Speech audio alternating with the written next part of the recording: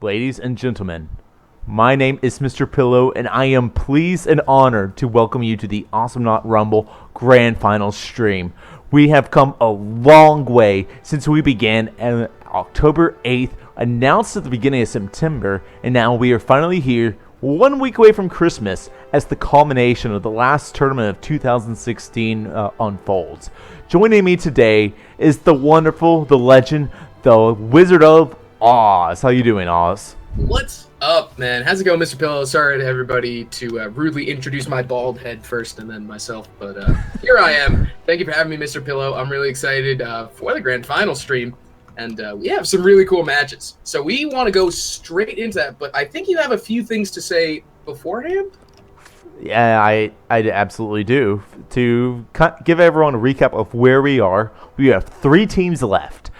We're first about to show you HDTV versus Harambe United Elegiggle. They are competing in the finals of the losers bracket in a best of 5 series. The winner of that series will go on to face Get Juked, the winner of the winners bracket, in the grand finals. And that's where the whole prize will be duked out. We have over 100 Steam games to give out to them, and we have cat icons, we have Awesomenauts DLC, the whole shebang. Before we go into that, just to let people know, we now have a YouTube channel. The YouTube channel will be going in the chat right now as I say this, and you can see mirrors of all our streams, as well as some other content occasionally on that channel, so check it out, give us a subscribe. We will be doing lots of giveaways today, so stay tuned for that. In Oz, have you heard the rumor that there's supposed to be a big announcement sometime by the end of the stream? I wonder what it could possibly be. I mean, if you haven't heard about the word, I guess they're gonna find out what the word is a little bit later. I know, right? The hype. So, that said, before we get into it, Oz, we've come a long way throughout this tournament, and we've seen the meta shift. What's the meta looking like right now? What are the top teams trying to do in order to come out victorious?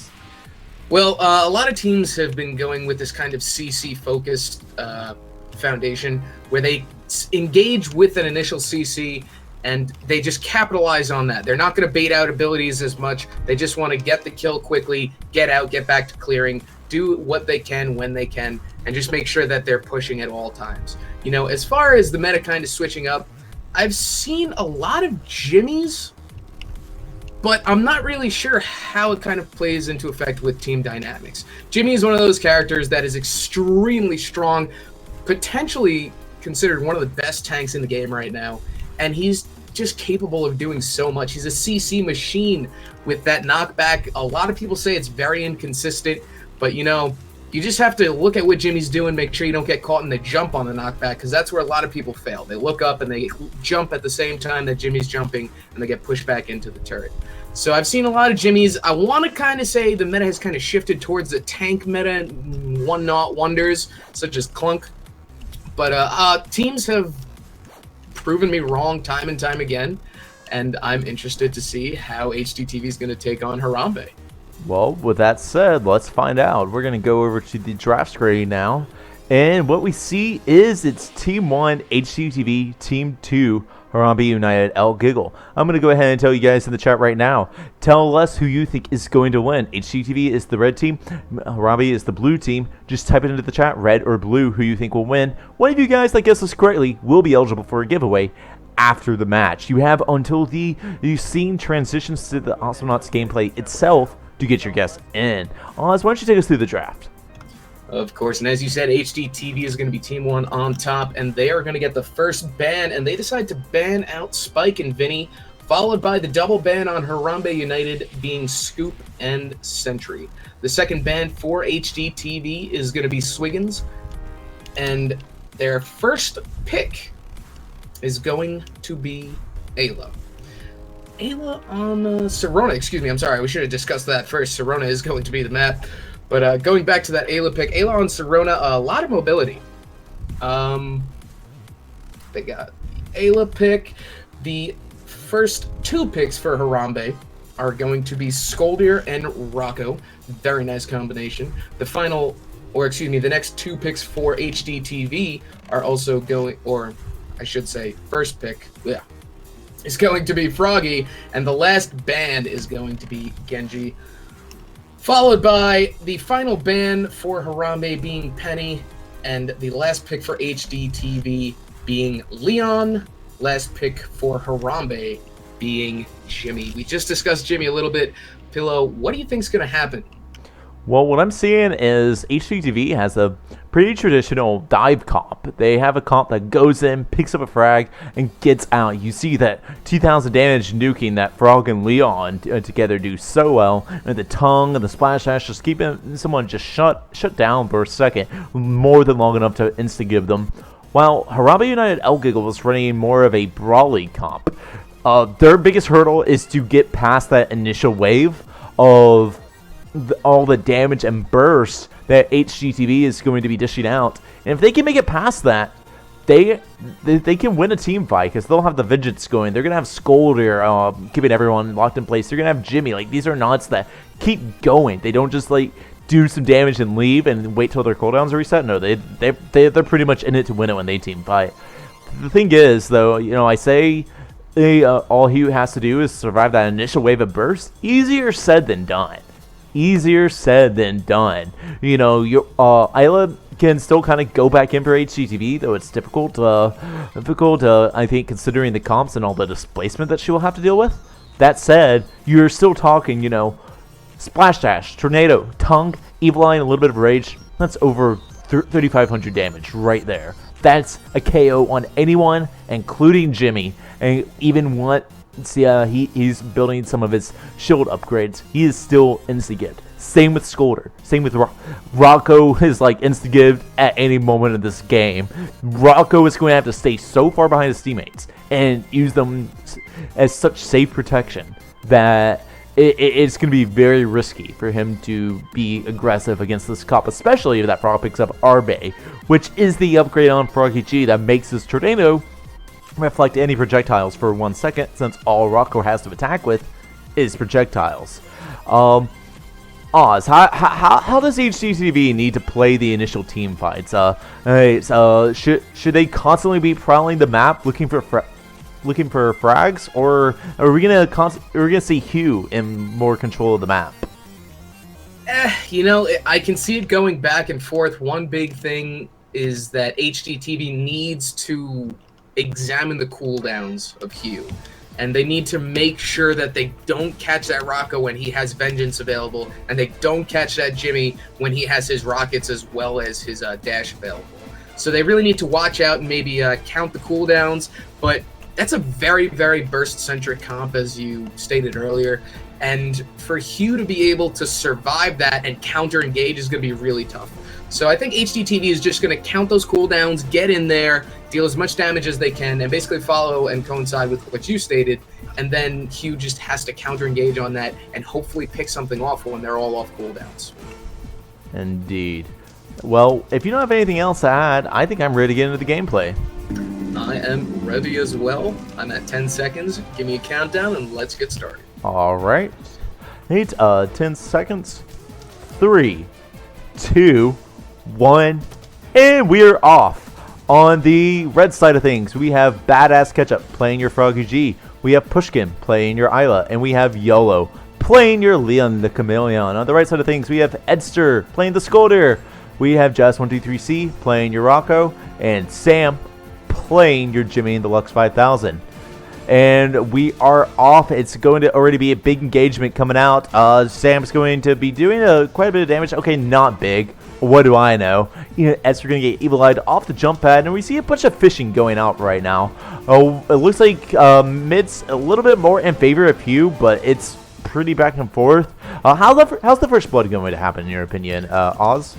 Well, you know, as you said, Hugh has great control of that midsection. So for HDTV to get in there, it's going to be a little bit difficult. It looks like Badass Ketchup is going to lead the charge again, but the rest of his team is nowhere near to follow up. So it's going to basically be Ketchup getting in there, YOLO to follow up with the Silence Tongue, and then Ayla's going to be cleaning up. A nice dash going in from Ketchup. But as I said, as long as Hugh controls that mid, it's going to be very difficult for HDTV to get a nice start in this match.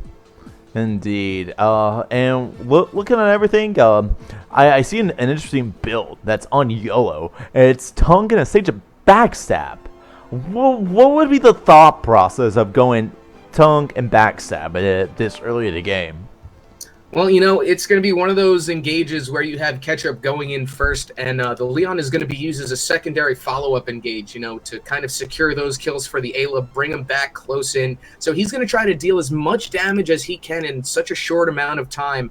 And backstab is going to be the way to go with that consistent damage, especially if that Jimmy gets slowed and he's unable to run out of the melee range of Leon. I mean, it's interesting to see when you start off, oh, looks like Pushkin's going to get hit a little bit, but he's going to retreat back to the turret, and Ketchup is going to be there for his escape. It's an interesting way to start the game, and I'm a little confused as to how he expects it to work so well. It's a very confident buy. It really is, and I think against Knots like Scolder, where it's so critical to not get thrown, it's very, very risky. Like, I mean, how often do you want to be chasing down a Jimmy or Scolder with your backstab? That's something you got to be really confident in. And in the early game, it's just so much can go wrong, is the best way I can think to put it.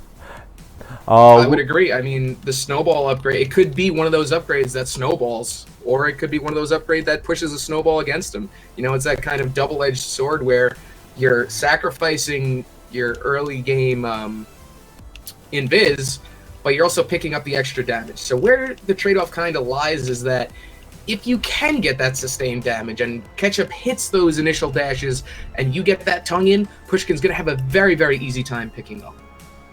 Indeed. And, ooh, a little bit of engagement coming out. Sam, actually, critically low here. He might get first blood. He's going to barely get out. That dash was secured enough time for them to do a lot of damage onto Jimmy. And now he's going to be going back, and that's going to give Hugh the opportunity to go ahead, take control of mid. They're getting hammered down by the Rocco, though. Jazz is trying to do his best to poke them down.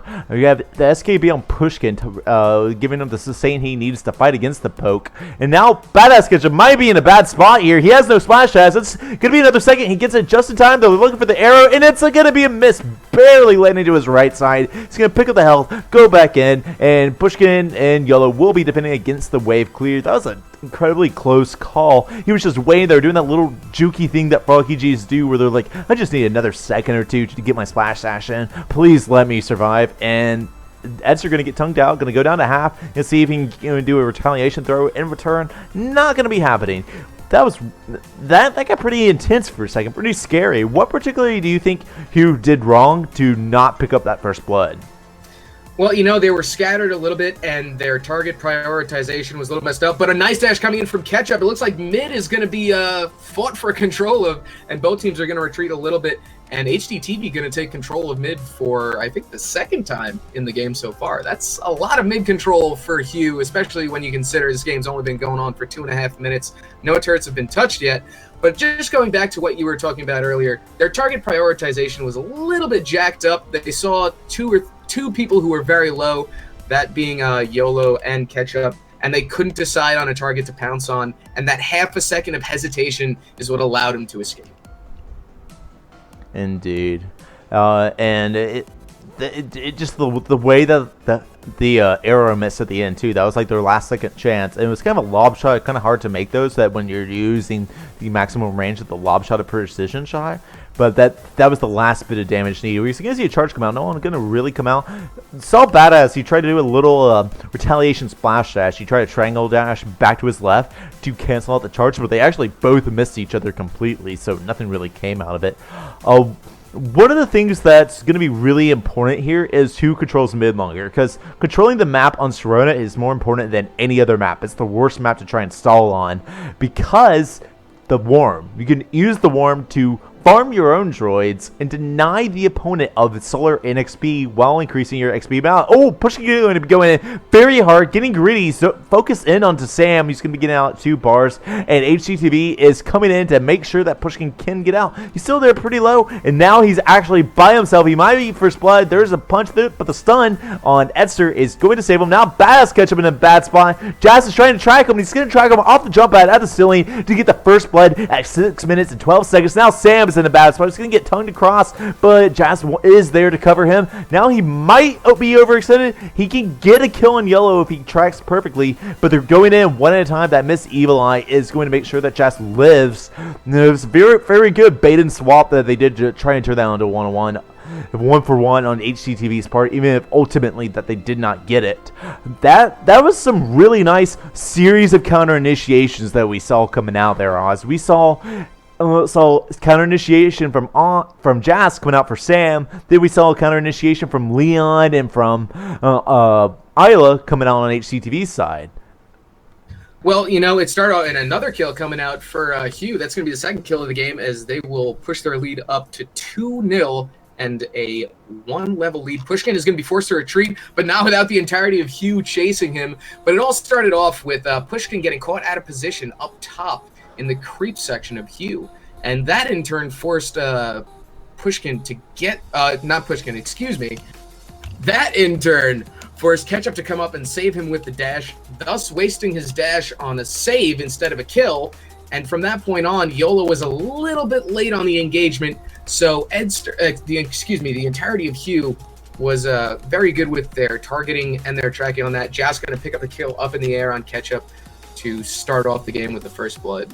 Getting back into it, Badass Ketchup and the entirety of HDTV looking to make a play happen in mid. He's going to get out of mid, and it looks like Hugh is going to hold control of it once again. And as you stated before, having control on Sirona is so pivotal. Sam going to get collapsed on by the entirety of HDTV. Nothing going to come out of it, as Pushkin and HDTV will attempt to regain mid.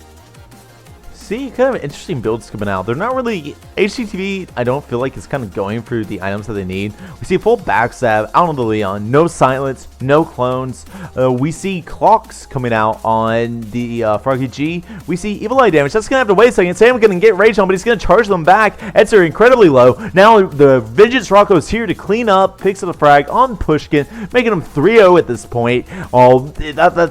After they didn't secure those kills and still hung out, the scariest thing there is a post-team fight Vengeance activated Rocco. He goes in and just cleans up the kills that should have otherwise happened but hadn't yet.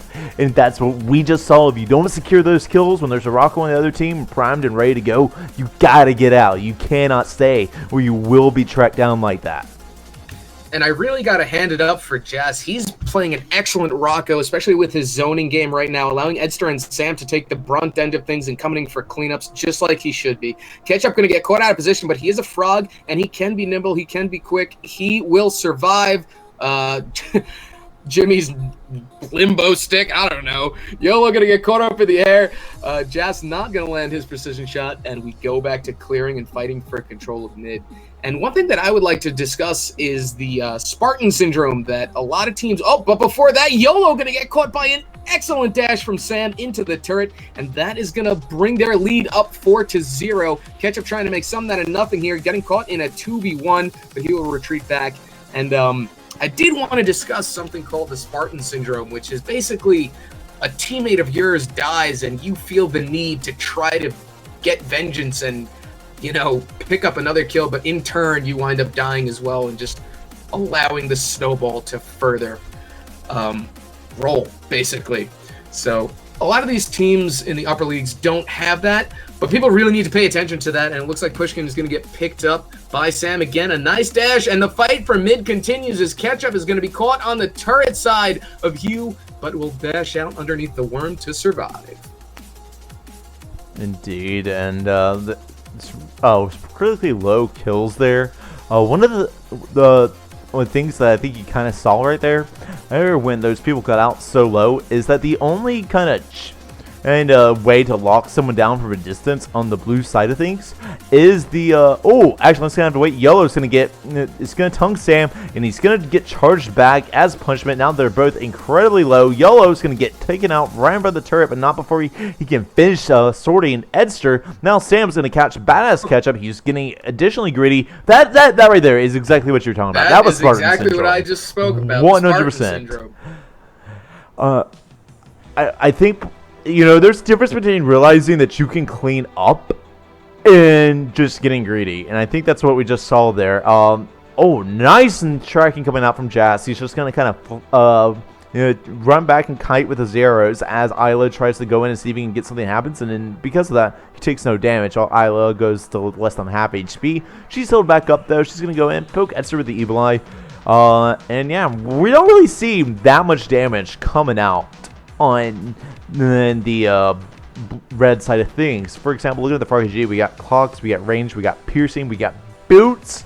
We have Evil Eye. Oh, that might have to wait. Jazz getting critically low. He's going to get out now. Edster going in and see what he can do. Now he's going to get Tornado down as he gets a bit too greedy and confident with those punches. That missed tongue might just save Sam's life. Excuse me. No, it's not. He's going to get tracked down by the Isla. Now Badass Ketchup is controlling the map. He's getting bottom lane pushed up. That's a 2-for-0 in favor of HDTV. This is what they needed to put them back on the map, and they're going to get their first real push of the game. And now the Vengeance Arrow is going to go down. It's going to be a whiff. They might just be taking down this turret, and Jazz doesn't look like he's going to be defending it. Indeed, in the first turret down, it's going to be at 12, 15, and now HDTV sees that the Harambe United Elegiggle is back in the map, and they are just going to be going back. What is this Froggy G build? He just picked up slow cubes.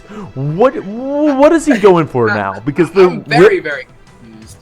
It's definitely not a dive comp build. Not at all. Yeah, the backstab kind of gave that away, you know.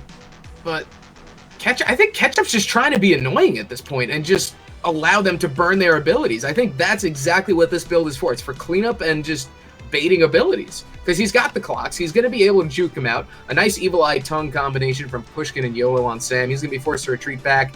And Hugh's going to have to clear up that Super Droid on bottom, and Sam is gonna get caught out by the entirety of HDTV, but not without some return fire coming from Jazz, who's gonna pick up a kill, and YOLO and Jazz gonna go at it. Jazz is gonna retreat to the top while YOLO finishes out in mid. Ketchup on the blue side of things, gonna get hit with that precision arrow from Jazz, but Ketchup has his cooldowns. He's got a half a second until dash, and YOLO's gonna come in, and a very nice combination again from Ketchup and YOLO, being very coordinated, but Jazz on the return, and he's gonna try to stay in for this 1v1 until Ketchup gets back in, and he will retreat to his creeps. That was very well coordinated on HDTV. Badass Ketchup just zoned, he kited, and just harassed them until he saw YOLO creeping up with the stealth, ready to make the insta-give. They knew exactly what they were going to do. They made their play, completely caught HDTV off guard, and then just skedaddled without getting tracked down by Rocco. No cleanup for Jazz123C this time. And that's just a free frag that's really helping them regain the momentum that they lost when they gave up those first few kills to Hugh. Now we see Blue trying hard to make sure HDTV gets ran out of the lanes. Binge is going to be activated. Not much coming out of it. Now they're ready to go back in. Splash Shot's going to happen, but he's going to get thrown right at his feet, and the entirety of HDTV going to be taking him down. YOLO going to be tracking Jazz off the jump pad, though. Gets an excellent kill. That's right there is why he wanted backstab. He's trying to survive Sam. He gets a nice juke. He uses the clone to body block a little bit. He's going to be picking up health, going back to base, recuperating. Pushkin trying to clean up the top lane. He's going to just quickly Evil Eye and take that the escape with the jump pad. Now we have Leon Isla together. You can look for a tongue here. Try and drag someone into the death ball that is Isla. Doesn't look like it's going to happen. They have a bunch of droids that they need to focus on. Nice little tongue out there, but Pushkin's going to be focusing on these droids. Now he's going in. Doesn't look like a very good fight for Pushkin. He's going to get taken out by an arrow of all things. Coming up from his right side, completely unexpected. Before he can even get an Evil Eye out, that has to feel bad, man. Now Hugh is going to be pushing up the bottom lane, and they should be taking this tower down. It's only half a bar. There it is. The missiles of Sam going to be enough to last hit it. And we see the control of the lanes going very back and forth. Why is this happening? Why does the control shift so rapidly constantly? Well, it is Serona, and it's just the comeback map. A lot of people know this map as the map that has made games and broken games, and it can go either way at any moment, and Sam is going to get taken down by the entirety of HDTV. Pushkin and YOLO going to be on the front line, and a nice dash from Ketchup to set that up. Precision arrow from Jazz going to hit Pushkin as the rotation from HDTV back to mid occurs. Now Ketchup is going to look for the airstrike in with his dash, but he's not going to be able to do that. Jazz knows exactly what's happening, and he'll retreat back from the turret. But just going back to what you were saying before, why does the control switch so often?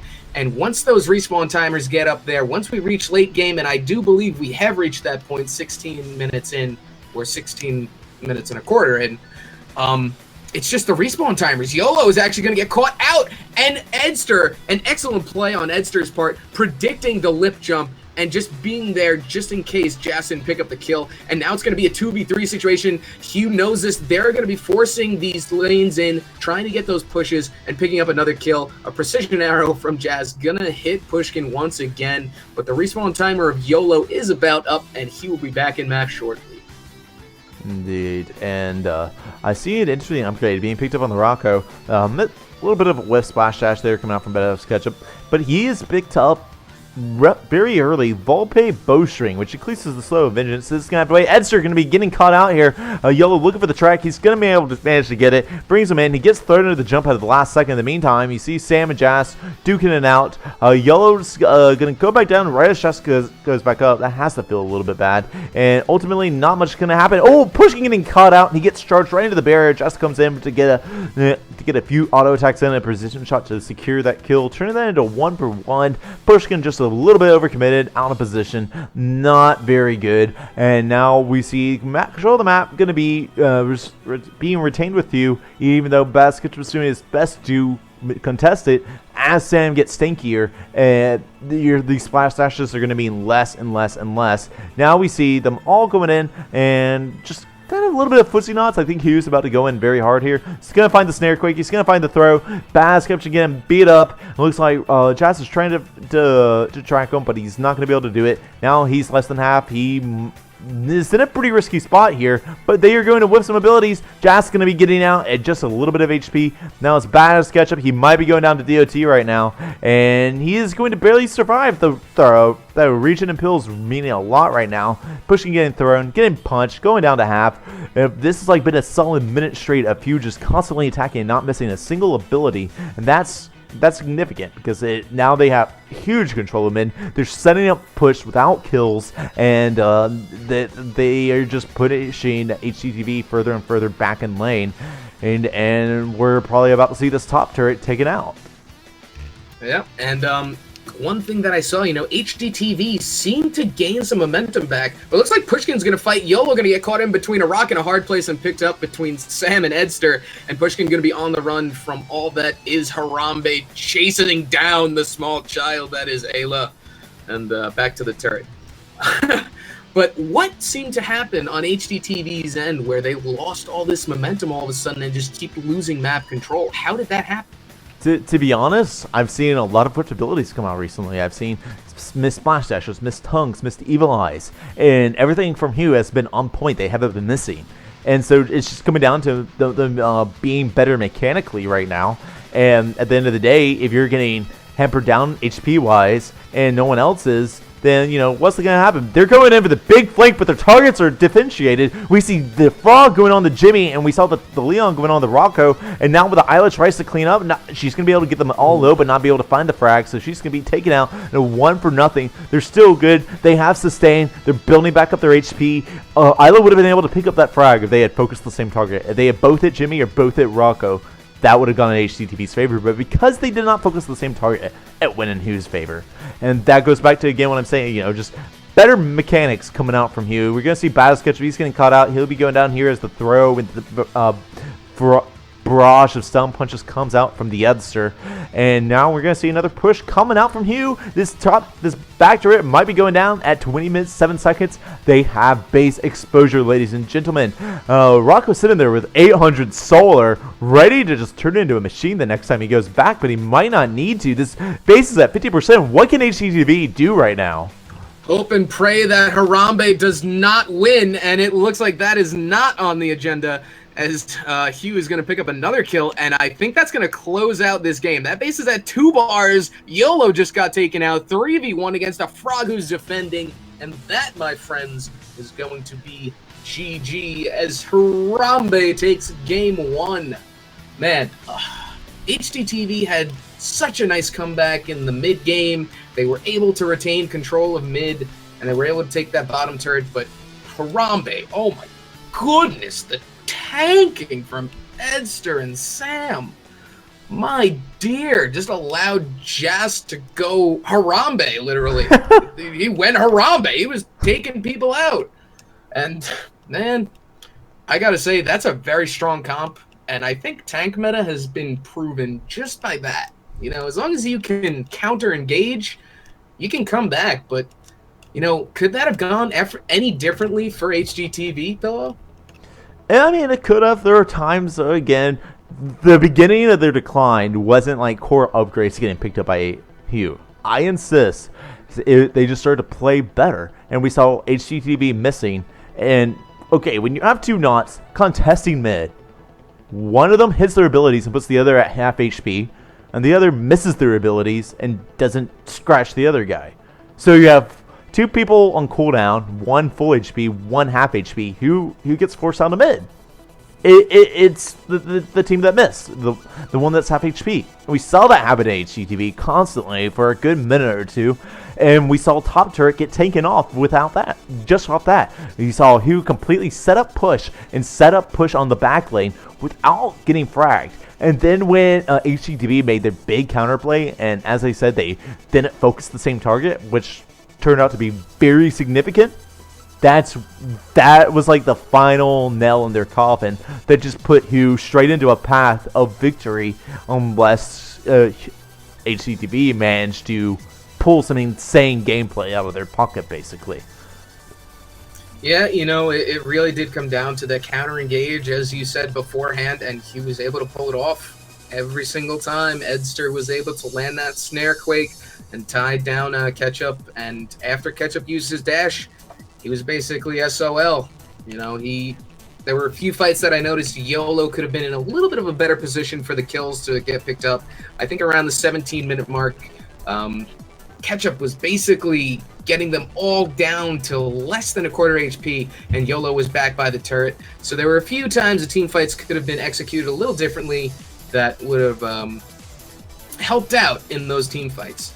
But, you know, it's very difficult to fight a Jimmy and a Scold here. There's just not enough damage being output by all the members on your team to take out one in that type of burst. I think if Ketchup went a little bit more burst-centric, he could have taken out a few more people. But, you know, at 17 kills to 8 kills, HDTV was just a little bit slacking in the communication and positioning department. Indeed. Well, with all that said, this is a best of 5 series, and Hugh is going to have to win 2 more times, and so HDTV will have to win 3 times in order to take this. It's still anybody's game. We're still at the very beginning of this series.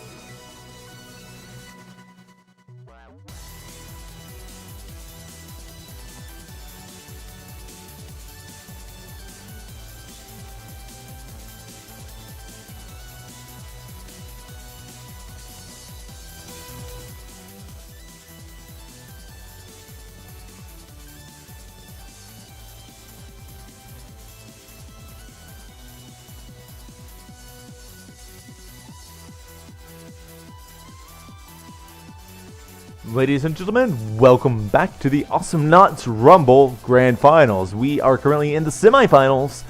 HDTV versus Hugh. We just saw Hugh take a great game 1, and as we really saw some excellent brawling coming out from Edster and Sam, setting up some great cleanup coming out from Jas 123C. Now we're on match number 2. And we see, once again, these teams duking it out. The map is Ribbit 4. I'm going to go ahead and give you guys a reminder. We have a betting system going on. You can currently guess in the chat who you think is going to win, red or blue. HDTV is red. Harambe United Elegiggle is blue. And type it out. One of you guys that guesses correctly will be eligible for a giveaway after the match. You have until the scene transitions from draft to gameplay to get your guess in. That said, I'm going to read out this draft. HDTV is your team 2. Harambe United Elegiggle is your team 1. Harambe will be banning out Froggy G. HDTV is going to come out with a double ban of Scolder and Vinny. He will respond, banning out Scoop, first picking Sentry. We're going to see the double pick from HDTV, Durple and Leon. In response, who's going to pick up a Rocco. And then they are going to ban out Isla. In response, HDTV bans out Nah. Finally, we will see who picking up Ted, and HDTV will be picking up Lone Star. Oz, how do you feel about these comps, sir? Well, I feel very afraid of HDTV already. I see a Durple on Ribbit, and my immediate reaction is, oh man, this is going to be a tough one for Harambe. But I think that Ted pick at the end is definitely an awesome pick. Ted just excels on Ribbit so much, especially if you have proper game sense and understanding of the minimap. You can utilize your airstrike in ways that you would have never imagined. If you look at the bottom of the map and see an enemy on the top of the map on your minimap, you can launch your airstrike 2 to 3 character spaces in front of you, and hopefully it will hit them from the bottom of the map to the top. So you start from the bottom, and then you get an airstrike kill, and you arrive on top and push a top turret. Anyway, that's how it's supposed to run. HDTV, Leon into Durple, man, those tongues into the snare traps are just going to be such a pain in the ass. Toss in a Lone Star who can utilize that bouncer bull to get that immediate push into his own turret. So he's going to try to get on that bottom bouncer, get up to the top, catch someone out of position overextended, and get a bullpen against his own top turret. Sentry Rocco Ted, my God, I don't even want to imagine the amount of DPS that's going to be output just from one black hole. Even off of a small charge, Rocco and Ted are just going to go to pound town on whoever is caught in the black hole. Both teams banning out Nauts that I would expect to ban out, especially from the past experience in the last game. You know, HDTV being very smart, banning out the Vinny and the Gnaw, actually. Gnaw is a great Naut on Rivet. You can just hold down mid and you really can't get in there without taking a bunch of damage all around. Ayla Froggy Scoop bans for Harambe. Very smart. Both of these teams are top tier. They know exactly what to ban, who to gimp, and who to allow to be picked. And it is Ribbit. You know, this map can either go by very quickly or it can take 20 to 30 minutes. I mean, who knows? Let's find out. And if I'm ready to get into it and you are, Pillow, if you don't have any other announcements, let's get started. Let's do it. All right, Oz, without anything else to add, why don't you give us a countdown, my friend? I am at that 10-second mark. I am as well in 5, 4, 3, 2, 1, go. And we are off to the races. HDTV, Pushkin playing your Leon. We have YOLO playing your Lone Star. And Badass Kedja playing your Durple. And Jazz123C going to be playing your Rocco on the blue side of things. Sam playing his signature Sentry in the Tedster. That's very scary. They were already controlling mid. Oz, what in the world is that Durple build?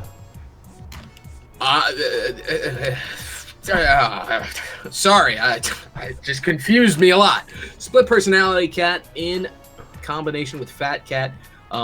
Man, Ketchup, this is interesting, but I can understand what he's going for. He can't get tied down in siege mode, so he has to try and get a lot of damage done with his cats, but he's going to get caught in the cutout. Pushkin trying to tank some damage from him. He's going to get hit with that precision shot on the way out and be forced out, but not before YOLO picks up Sam on the return, and that is going to make it a 1-0 lead about a minute in for HDTV. They're looking a lot different than last match. They kind of fell off last match, but they're starting off this match strong. Indeed, and look at that. They're already taking 3 bars off the top turret. Pushkin controlling the lane rotations on Edster. They're not going to get anything from the airstrike. They're going to go ahead and try and set up some push on bottom, but Yellow's going to be there. He's a Lone Star. That's going to be cleared very easily. I don't even know what world I'm living in where that cat build actually got a first blood within the first minute of the game. Now we see Hugh confidently controlling mid. HDTV pushed pretty back. We're going to see Durple picking up the back health. And while Yellow's just going to play D on the bottom lane. Airstrike going to be catching out Badass Catch. I'm going to be putting him down to half. And now Hugh's just going to rotate top. HDTV is going to rotate top on the defensive side of things to catch the droid wave. And Lone Star was thinking about going to the solar boss, but now he's going to let Basket go. And Edster going in, trying to cut it off. He's in a very bad spot, though. He's going to get punished. He's going to make 1-for-1 as he gets the airstrike to finish him off. The solar boss bit actually being very significant right there. Pushkin getting out at just a tiny sliver of HP. Sentry, not a great chaser. Jas might be going down. The turret damage is just barely anything. Some big uncoordination going from Hugh's side. They're getting very confident right out of the gate, and they kind of got scattered there, and they were lucky that HDTV kind of got distracted a little bit there on the end, or they would have easily picked up a double kill, I think. And we saw how Rocco got. It was because Pushkin was focusing on Sentry and almost got fragged himself. It's the only reason that Jas123C is alive. Pushkin's fishing out for the tongues. He has that ranged tongue. That's very deadly in combination with Snare. What does 2 need to be doing right now? Well, getting control of mid and preventing Badass Ketchup from getting in there with that Durple is one thing that they can be working on. Having Sam eating the snares is also a very intelligent play. Sam is less mobile, not a nice black hole coming out from Sam. Gonna pick up the kill. Tongue into the snare, but YOLO is gonna be on the run. A little bit of uncoordination on the side of HDTV as Ketchup just ran into that black hole. I don't think he saw the size of Sam's black hole, and he just kind of got caught out there.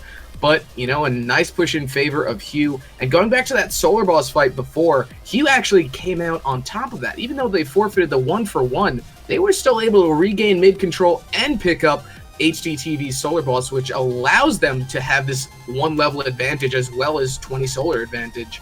YOLO and Pushkin deciding who's going to stay to defend as Ketchup goes back to his home on bottom, it seems like, with the entirety of Hugh holding mid again. A nicely placed airstrike going to be dealing some damage on Pushkin and forcing him out of the fight, and the push continues in favor of Hugh. What else can HDTV do besides retake control of mid to win this game?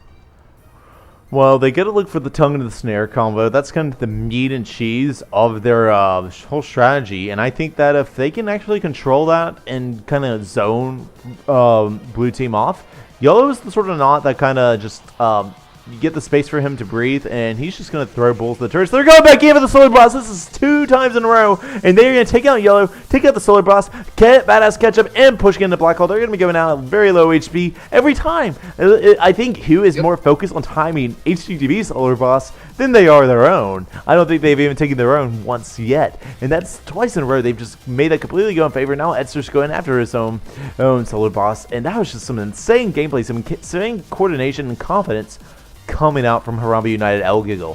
So I'm going to toss this question back to you, Oz. What does HDTV need to do when they see Hugh trying to interrupt their Solar Boss shenanigans? Well, one big thing that I saw in that entire fight was YOLO was soloing the Solar Boss, and Pushkin and Ketchup led them back into vision of the Solar Boss. A nice bullpen coming in from YOLO, going to pick up the kill, but not before a triple black hole from Sam is going to allow the kill to be taken from YOLO, and Pushkin gonna duke it out with Jas. Ketchup back again, but he is not gonna get it as Jas hits him with the lonely arrow, this sad arrow that has found its target, found its way home, and it is obviously not too good for his home, unlike the golf ball from Happy Gilmore. But man, nice. I mean, the biggest thing in that Solar Boss fight was YOLO was soloing it, and Pushkin and Ketchup just led them into vision of the Solar Boss, and they saw he was soloing it, and they had HDTV pretty much broken up at that point. One person in Solar Boss, 2 people down low. You have control of their cutoff right there, and it's just going to be really difficult for you to get your Solar Boss and get out unscathed. Hugh doing an excellent job of noticing that opportunity and seizing the moment. Indeed, and they're playing really confidently and well mechanically. As I mentioned at the beginning, Edster's on his main, Sam's on his main. Like the amount of stuff that they can do right now is pretty insane. These are knots that Edster's not unfamiliar with at all. It's a comp that they've ran plenty of times and know exactly what they're doing, and they're really just showing it. They have no problem trying to win these team fights. Edster's gonna manage to get the solar boss again. If you actually notice, he was there waiting on it. He is literally timing the enemy team solar boss. He'll try to contest it, but it's no good. And Jazz is gonna be going in. He tries to get the arrow, very cheeky. That bull's gonna be enough to pick up a frag on him, but the retaliation black hole gonna be coming out. The airstrike coming out right there is actually gonna be making that into a 2-for-2. That tongue revenge coming out from Leon. He's low HP though. Edster full. He's going in. He's gonna push. Tries to get a prediction airstrike. Not gonna happen. Ultimately controlling the map a lot more in this 1v1 than Pushkin is doing. But Pushkin is setting up that opposite push, but not until Edster is done with this lane, and nothing's gonna come of it. And now he's gonna whiff that tongue, and Edster just completely ran circles on the lanes right there, whereas Pushkin didn't really accomplish anything except for clearing one wave of droids. Is Edster going for his own solar boss, and we're going to see HDTV on the defensive here. They're not in a position to be trying to take mid yet. Well, I don't think they can at this point. I mean, 7.5 minutes in, you've only gotten the top turret down about 4 bars. It's barely cracked on the minimap, and you've lost your first 2 turrets, and they have now pushed you into the end zone, and you're about to get called for a safety if you can't get out of that last turret range. You're tied against it. You can't get out of the turrets, or excuse me, you can't get out of the turret range if you're HDTV right now because of the assault that is being put down by Hugh, and another double kill in favor of Hugh, and they're going to be able to push this last turret. Will YOLO be able to get in with the bull and the dynamite, and will it be enough to clear it? Oh, they're just going to decide to tank it out a little bit more. Edster going to be taking the brunt end of damage, while Jas now comes into tank. YOLO forced into a 1v3, and it looks like the top turret is going to get taken down at the 8-minute and 40-second mark in favor of Hugh. This is looking more grim and grim by the minute for HDTV. Can they do anything at this point to come back from this? They can do that right there. But will Sam be able to find it? Oh, he does. He gets the black hole and Pushkin. He just needs one more auto attack. He finds it. Now Jas is in a bad spot. He's snared. Bad Sketchup can't commit though. YOLO's a little bit out of position. Not going to be able to pick up the frag that his teammates set up. He's now duking out with Sam. Not going to charge the black hole. The black hole's going to be a whiff, and now they're zoned out a little bit, and now he's just going to be returning clears on the bottom lane. The immense amount of push from Hugh is just absolutely incredible. I mean, you gotta think about it. That's Rocco in his head, dude. These guys just melt turrets on their own. Putting 2 of those that have upgraded auto attacks on a turret like that, like, we just saw, like, the top turret go from full to nothing. It was insane. And now they get a Super Droid walking into base, push set up on the bottom lane. They're getting the HDTV solar boss for the 4th time.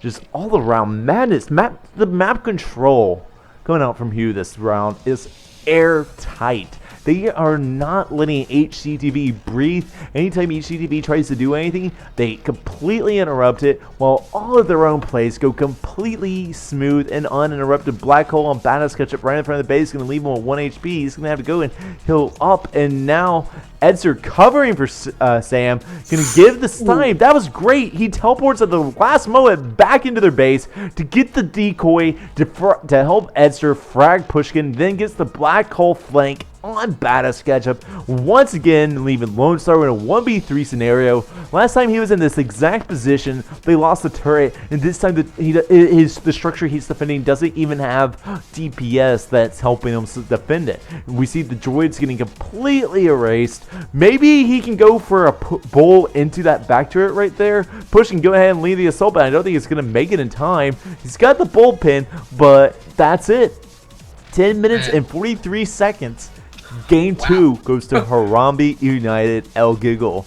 Oz, what are some of your thoughts right now?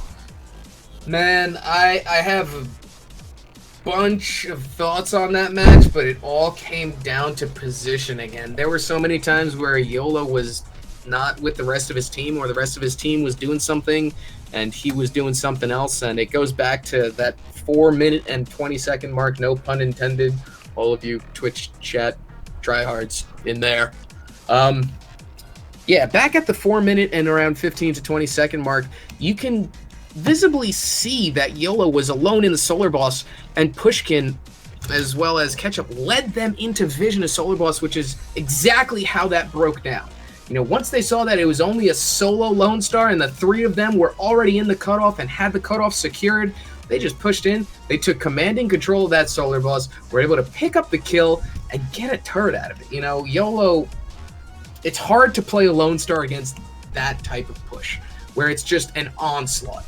Constantly having Ted running into your turret, having Rocco hitting you with the precision shots behind the turret, and they're just able to continuously push unanswered time and time again, and that's how you have a 10-minute game. Pushes like that.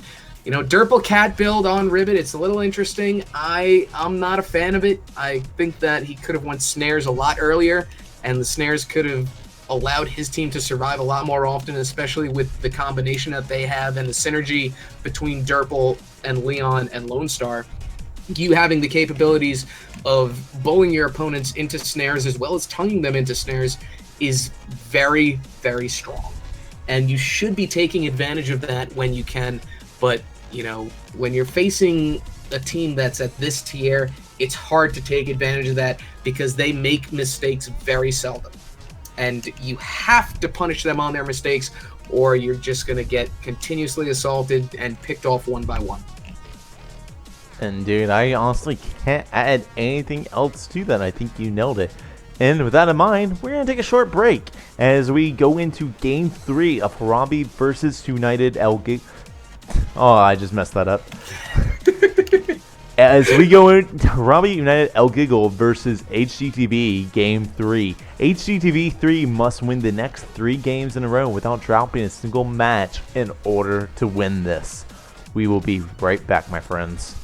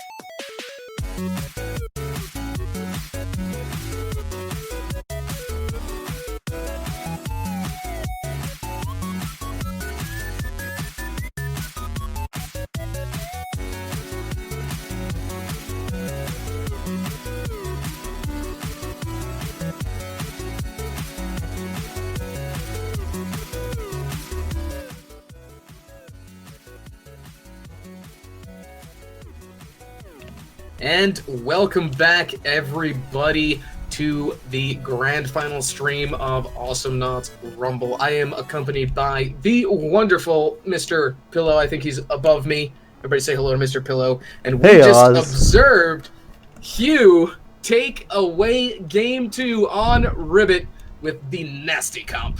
And we're going to go into Game 3 on Aughion. But before we do so, we do want to explain how our betting system works. So you are going to be placing a bet during the pregame analysis of who you think is going to win. It's either going to be red or blue. And if you do win, you will be entered to win a bunch of cool prizes. And without further ado, going into the picks and bans, Mr. Pillow, take it away.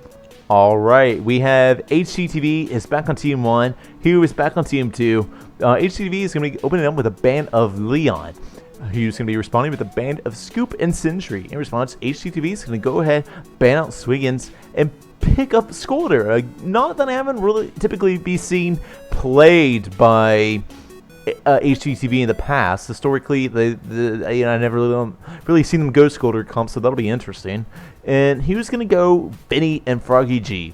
HDTV is going to respond with the extremely powerful pick of Ayla, and then they're going to ban out Kesnia. And then we are going to see Hugh ban out Durple, and then HDTV is going to pick up a Null as the last pick, and in response, Hugh's going to pick up Ix of all knots. Very, very interesting in-game drafting there. Looking at these comps, we see the Wombo combo that is Frog and Vinny. That's 2,000 damage, stun, and silence that just goes in, suddenly comes out of nowhere, slams you, and runs like the Dickens before you even realize what happened. And then you got guys like Scolder, who's exceptionally good at brawling if you're a great Scolder, and Isla, who's just the raging death ball, just team fight winner, not tank, post team fight cleanup, whatever you need her to be. Then the map control that Na is. And the one thing that has me kind of puzzled that I don't really see how it fits into here, what does Ix do here, Oz?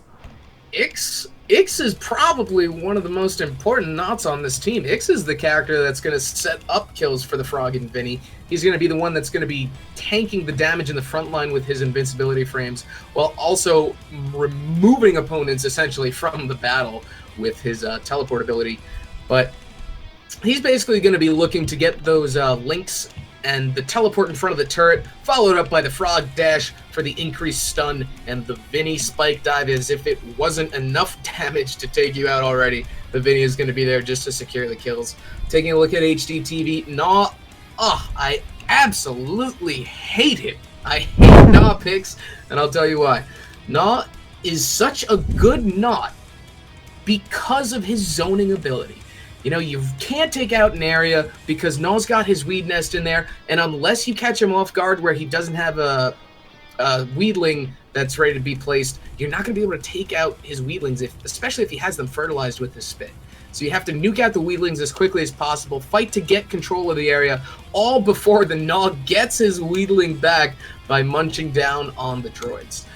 Throwing in a Scolder who is going to throw away all that is Harambe, followed by, as you stated before, the all-you-can-do-it Wondernot Ayla, who's that post-cleanup tank, pretty much everything you could ever imagine. It's going to be tough, you know. HDTV has an interesting comp because they're not burst-centric. They're more of the sustained brawl damage type of comp, whereas you look at Harambe and Elegiggle, this is one of those teams where if you get caught by Ix's Link, you're done. The psionic bond is just basically confirmed death. You will be KIA in front of the turret, and you cannot get caught out if you're any member on HDTV. Indeed, and just the silence cloud and the spike dive and the splash dash, all on the receiving end of that psionic bond swap. It's just absolute death sentence to basically just about any knot in the entire game. It's going to be very, very brutal, and while HTTV has a very good brawly team fight, I think historically what I've seen in the past few matches is that he was kind of good. They're kind of better at the more drawn out fights.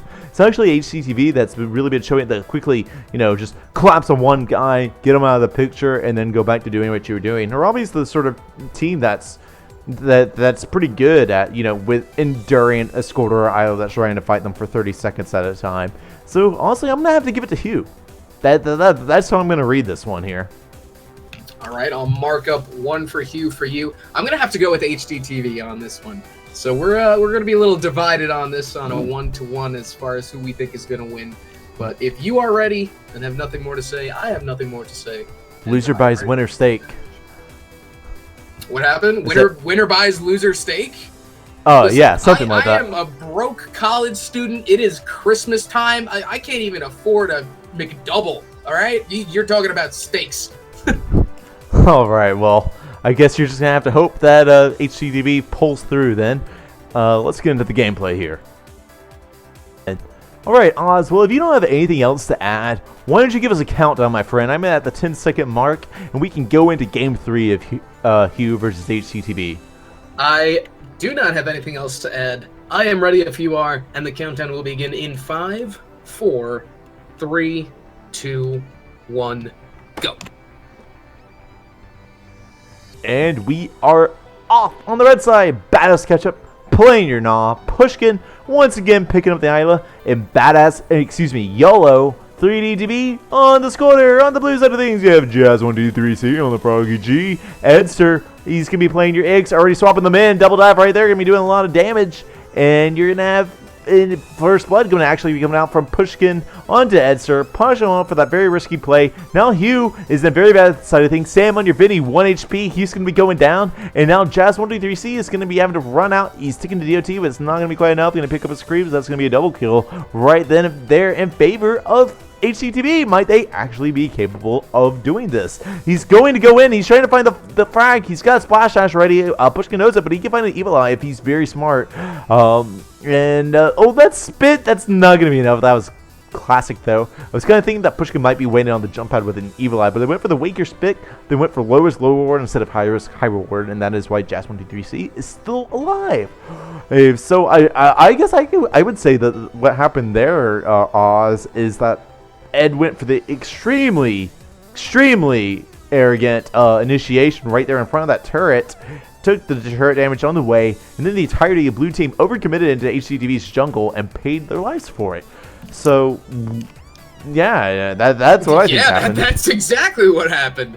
They started out very strong, and I think that they went into this with the momentum they had from last game and the confidence of we could just steamroll through it. And HDTV just said, oh, no, not in my house, not today. And they picked up those 2 quick kills to make it a 2-0. They seem like a different team starting this game. They really do, and they have a very unprecedented playstyle, trying to control a Froggy G and a Vinny and an X with a Gnaw. It's just something very interesting. Nice throw coming out from Yellow onto Ed, so that's going to be putting him pretty low, going to be forcing him out of lane. Froggy G taking a lot of residual damage from these wheelings, and he doesn't really know how to combat them. And look at Badass Ketchup, he's just got the top lane cemented. He's got that wheeling in the middle of the spid, something out on those lane rotations. Yellow going to go ahead and be clear at the bottom. Jazz going to be picking up the Invis. What can a Frog do with Invis to set up a white for his team? What can't he do is more of the question we should ask. His capabilities with Invis are so strong, so apparent, getting in that dash, maybe even starting the engage with your NATO, but it doesn't look like Hugh's going to be around to make anything out of that. And this is exactly what I was talking about last game. Gnaw is such a strong Knot, and I hate him so much because he is capable of just holding down an area without being there. And when you fertilize your weedlings, it's just no bueno for anyone else. Going over to Gnaw, actually. He's going to be fighting in the top. He's going to get teleported by the Psionic Bond and taken out by Jazz and Sam. Or, excuse me, the entirety of Hugh was there. And HDTV going to be forced to defend against a 2v3. With the top lane push, YOLO going to be taking that spike dive, being brought down to about half health. Edster tanking a few hits from the turret, as well as that Scoldier punch. And Pushkin is going to be getting Invis at the 327 mark.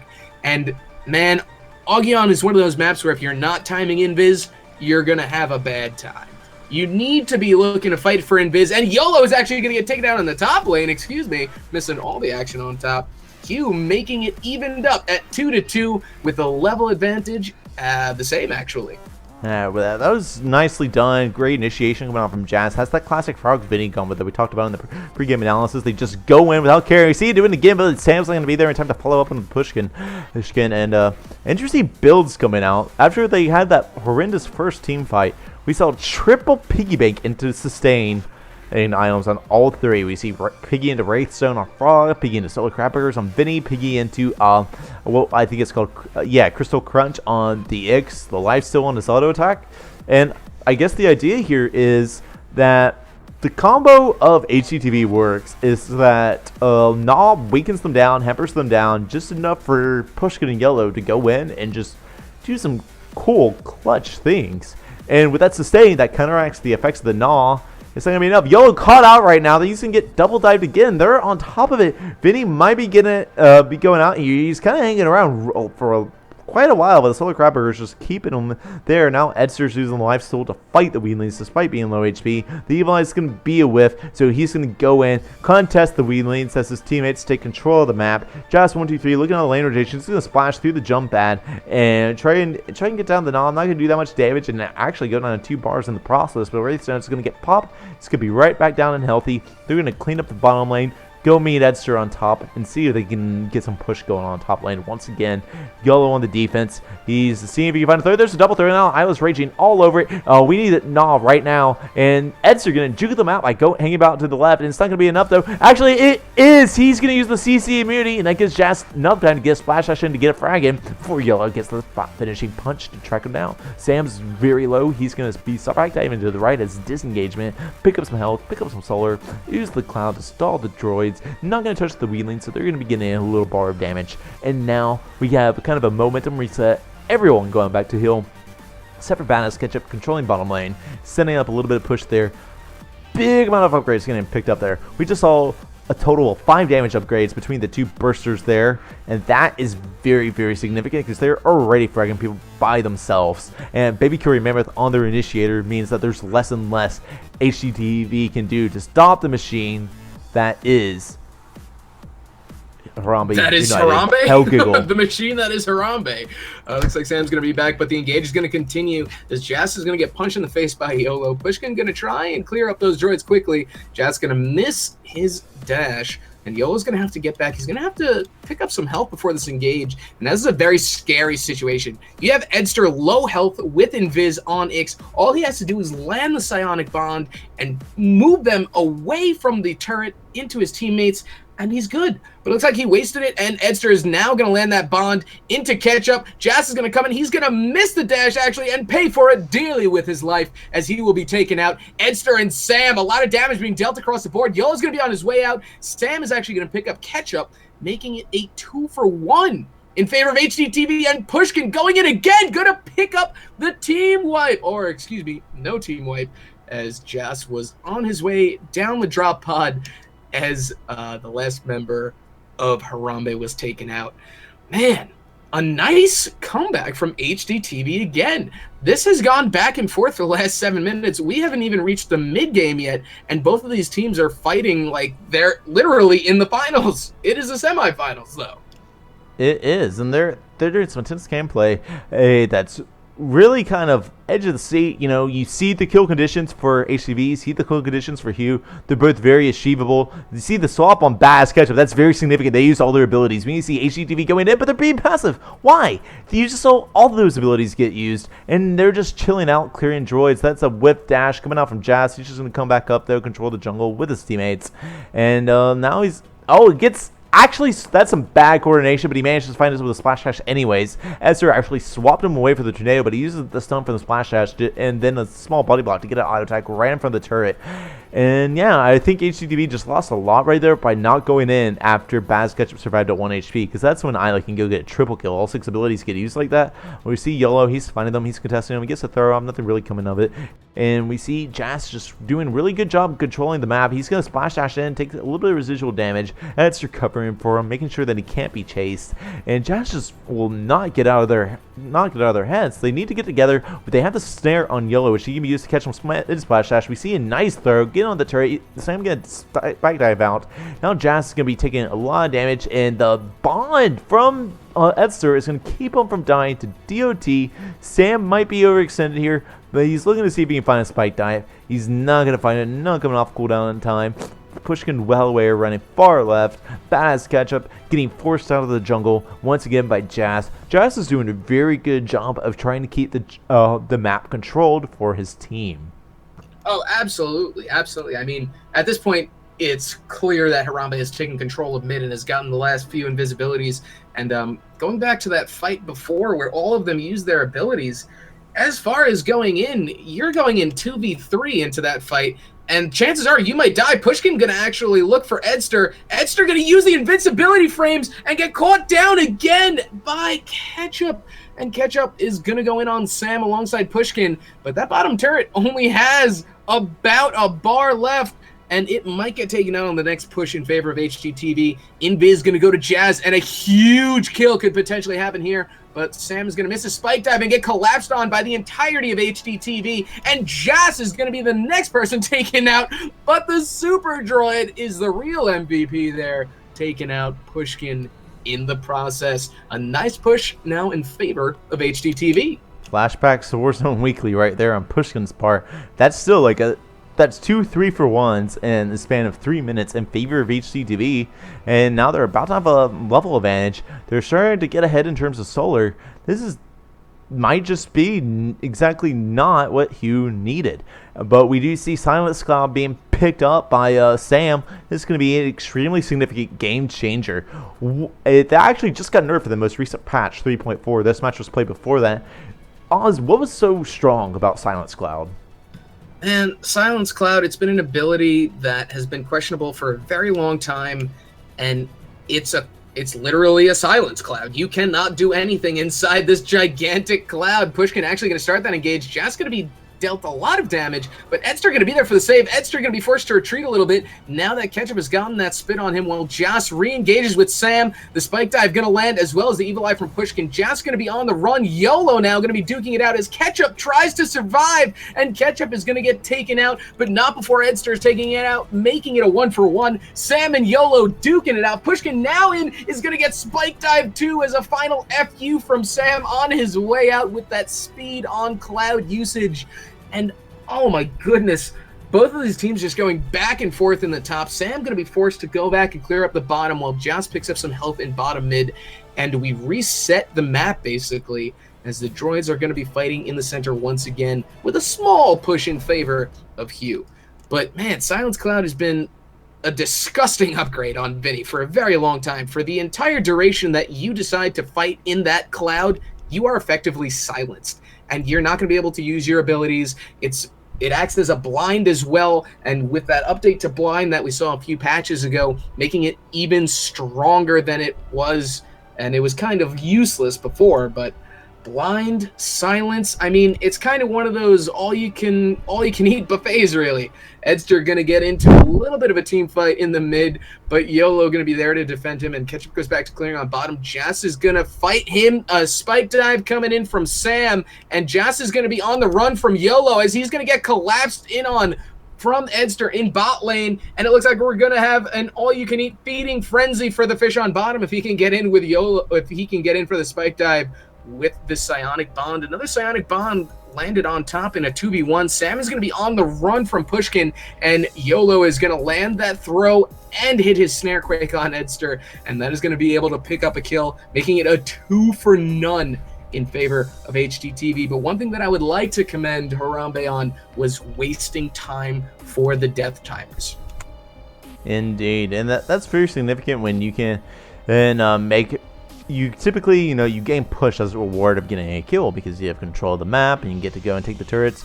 And you don't want to die, but the punishment for dying isn't as much, while still existent, if they don't get any push from the kill from you dying.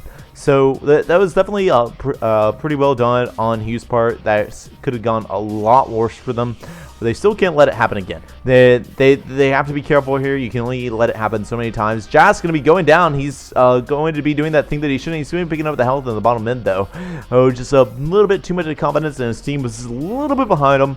That health was there. We didn't see any of those significant last hits coming in from HDTV. He's going to be going back, picking up some health. He's back in lane. Now we see Badass catch up in a very bad spot, and he's getting chased down by the entirety of Hugh, but now it seems here to counter initiate. He's actually going in incredibly hard on Edster. This is not looking like a match he wins, but he gets out the last moment, and now Edster incredibly low, but he uses the CC immunity, the damage immunity, and then picks up a bond kill on yellow. It's gonna be 1-0 in favor of Hugh. That's the classic. Use your invincibility frames as X to tank everything, and then do whatever you want to do.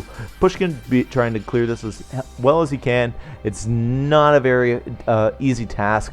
They're both close range defenders. Nog can be great at defense, but not if he's not set up yet. If he's going into a turret that's already being pushed well, and he doesn't have his weak links already there, it's difficult for him to get the D going.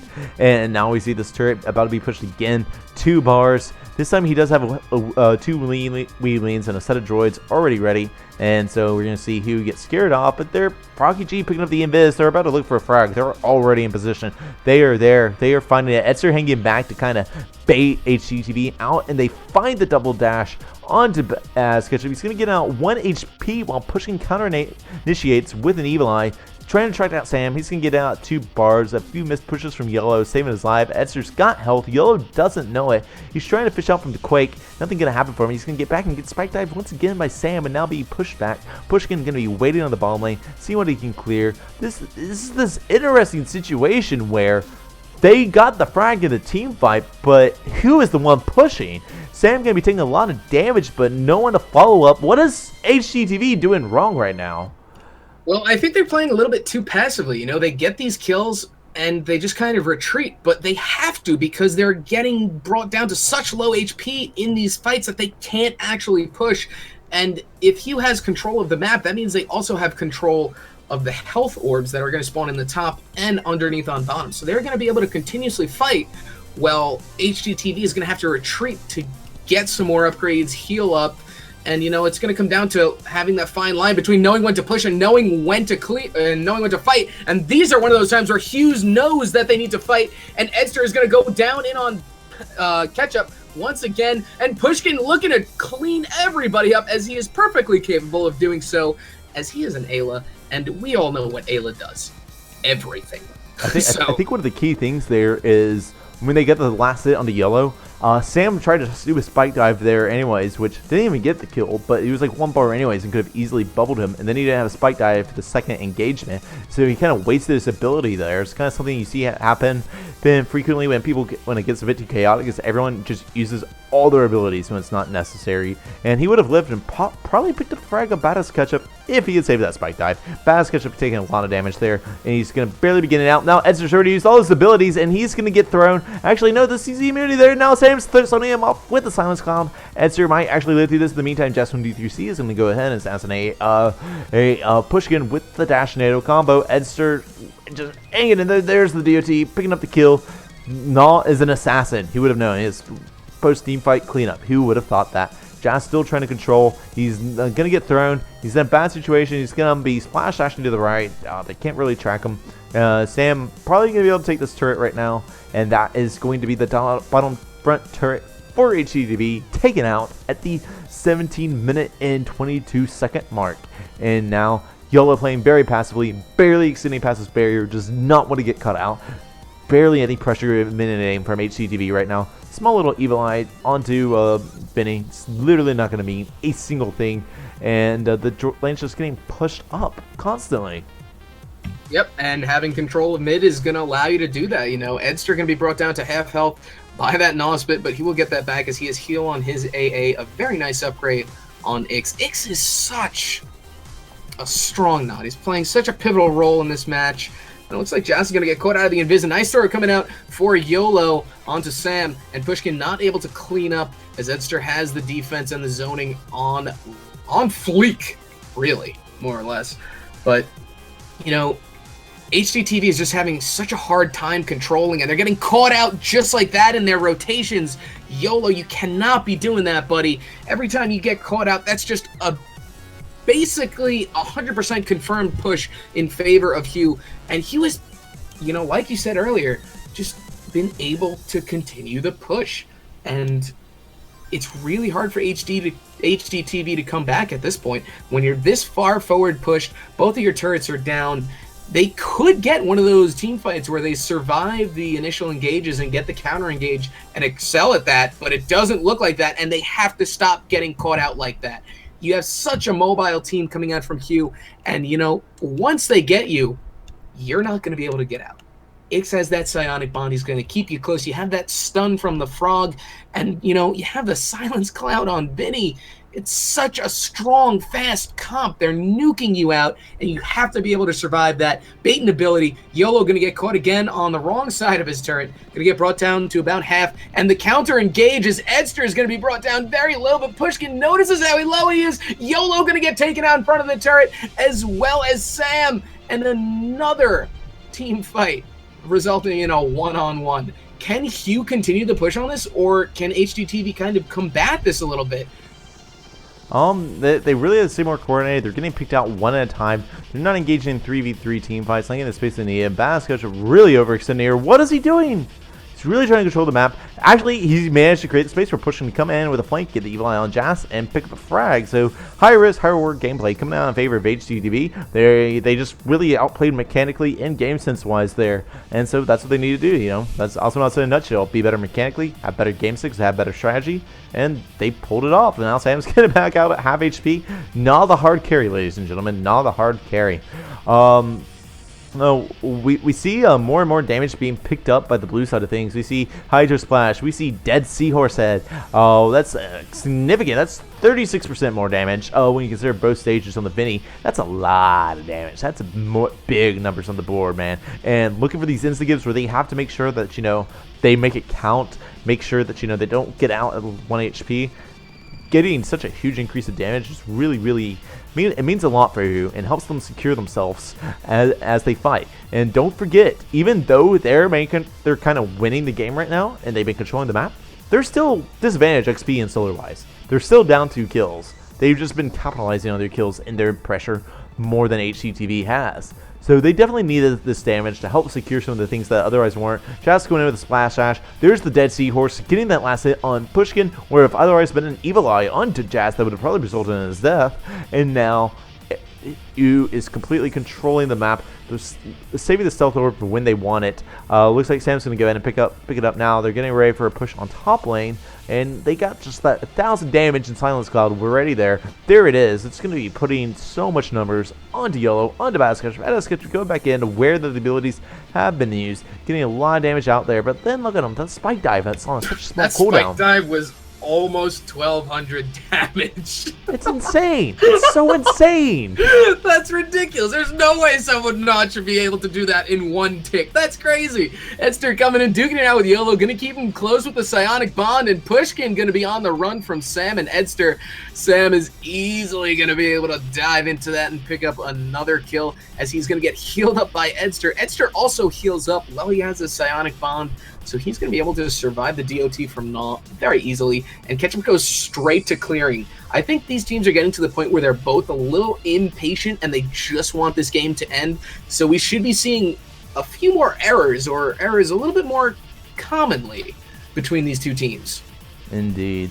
And it's really shining just how great the last pick of Ix was for Hugh, because that's countering all this harassing pressure that he's going to have to do. That's going to have to wait. As a very nice throw comes out from YOLO onto them, pushing, going in to see what he can clean up. He's not going to track any of them to the bottom lane like he should have. Basketch was there though, seeing what he can do.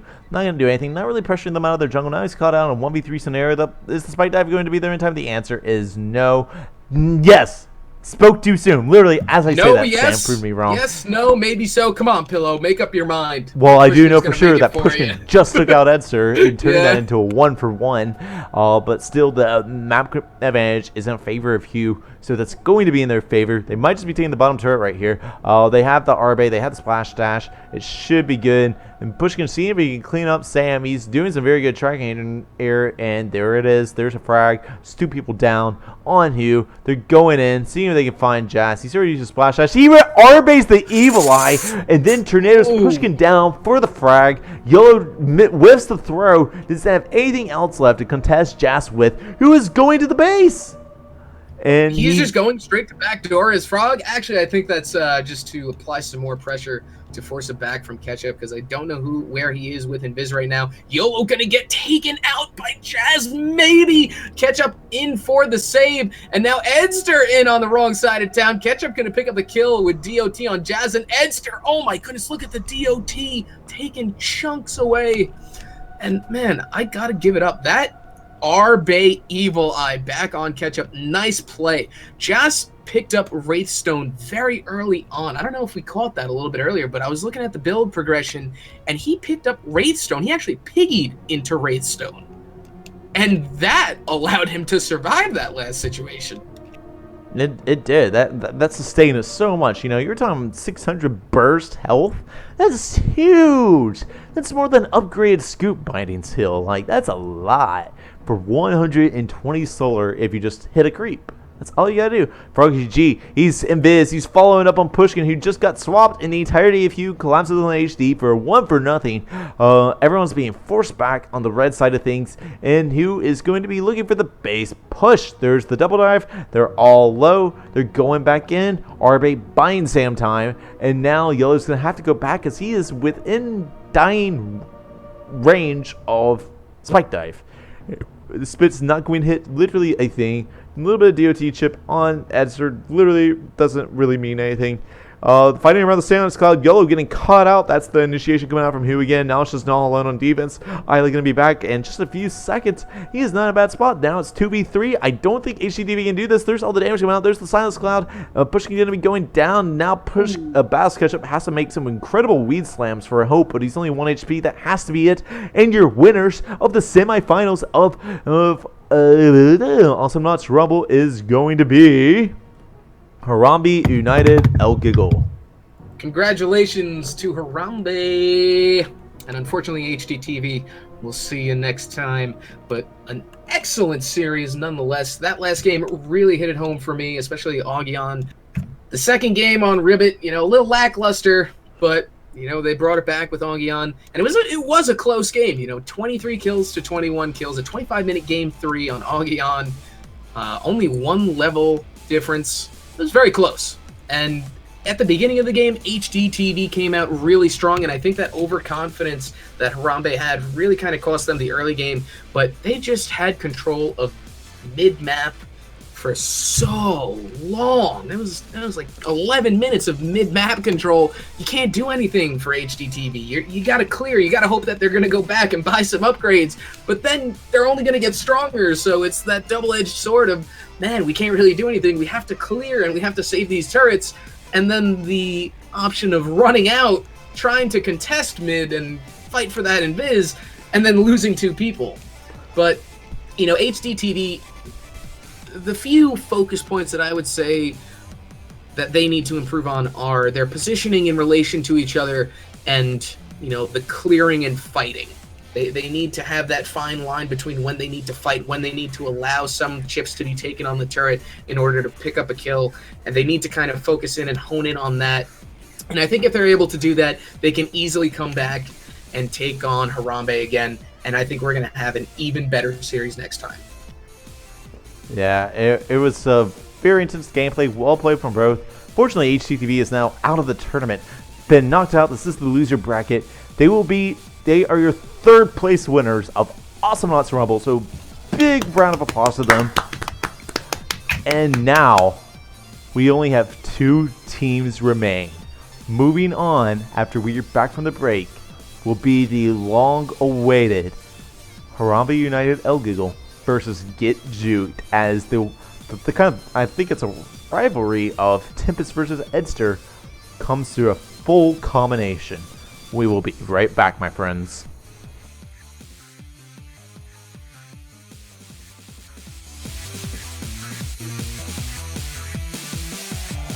Bye for now.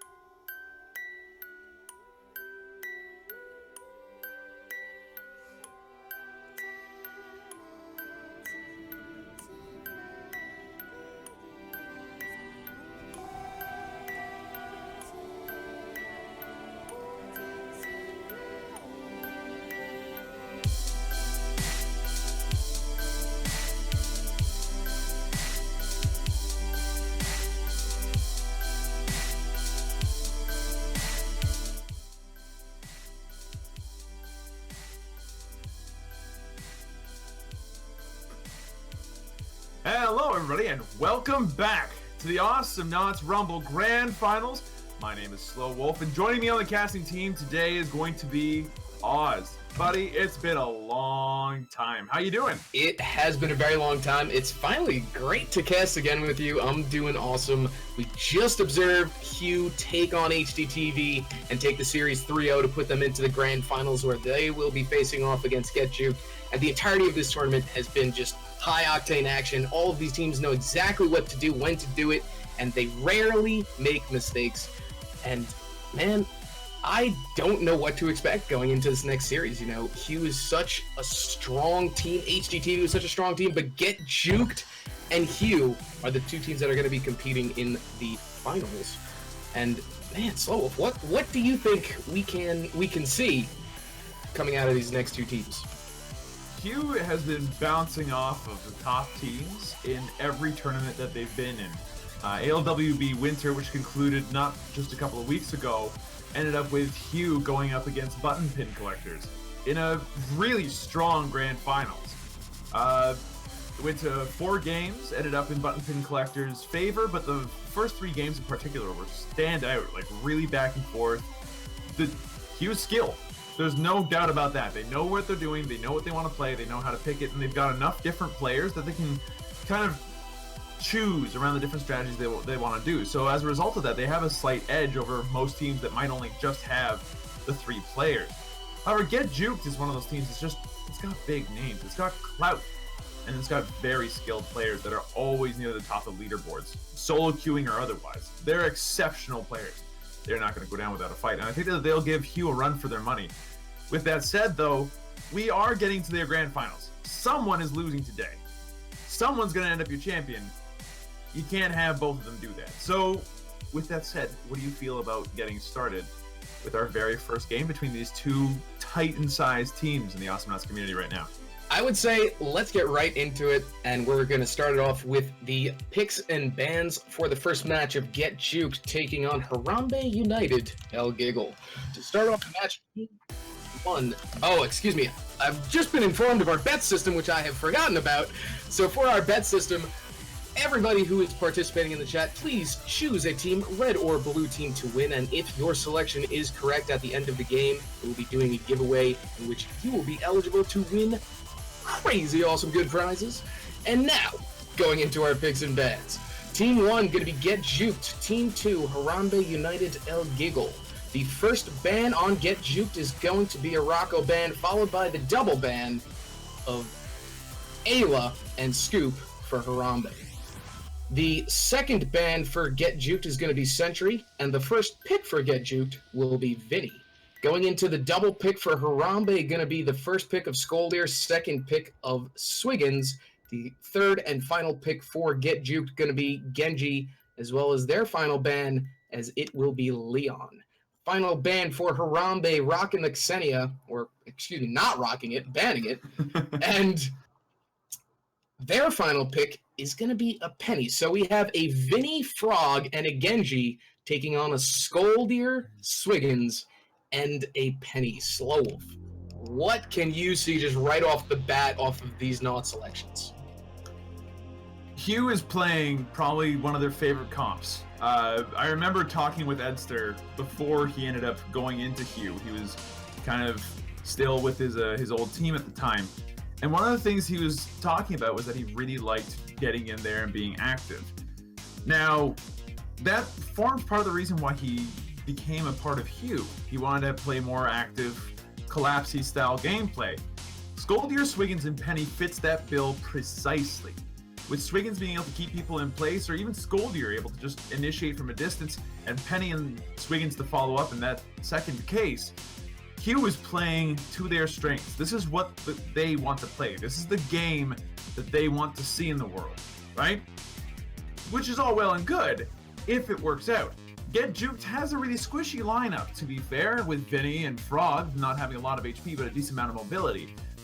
What they make up for as a result, though, is that they have Genji. And Genji can absolutely wreck collapse comps. Between Cocoon doing a lot of work banishing a knot for a distinct period of time, or setting up a kill with it as well, particularly on someone like Swiggins or Skoldir that can be brutal. Penny, it's lethal.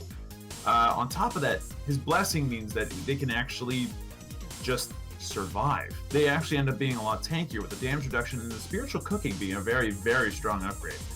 I also remember talking with Nikki. One of the big blessing upgrades is getting out of the hood.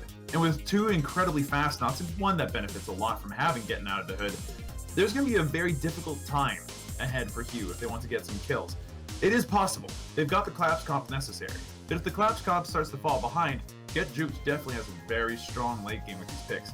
Not to mention that Vinny made it through the draft. And Vinny is a very, very high tier, not right now, with the Silence Cloud at the time of this match. So that he got on Get Juked might have been a big mistake, honestly.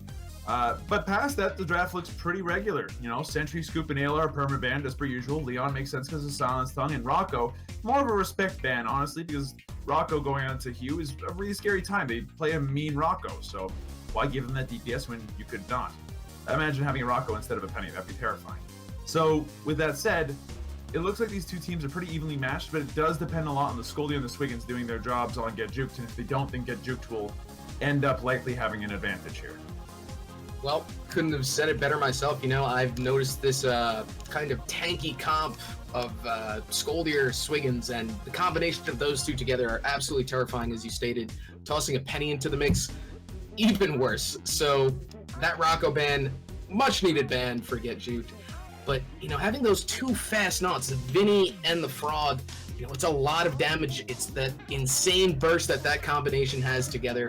And Harambe just really needs to counter-initiate on that. They need to bait the abilities, let Get Juked miss their abilities, and then capitalize on the mistakes that were made. But if you have nothing else to say, I am ready. Let's get into the match, and you can give us a countdown.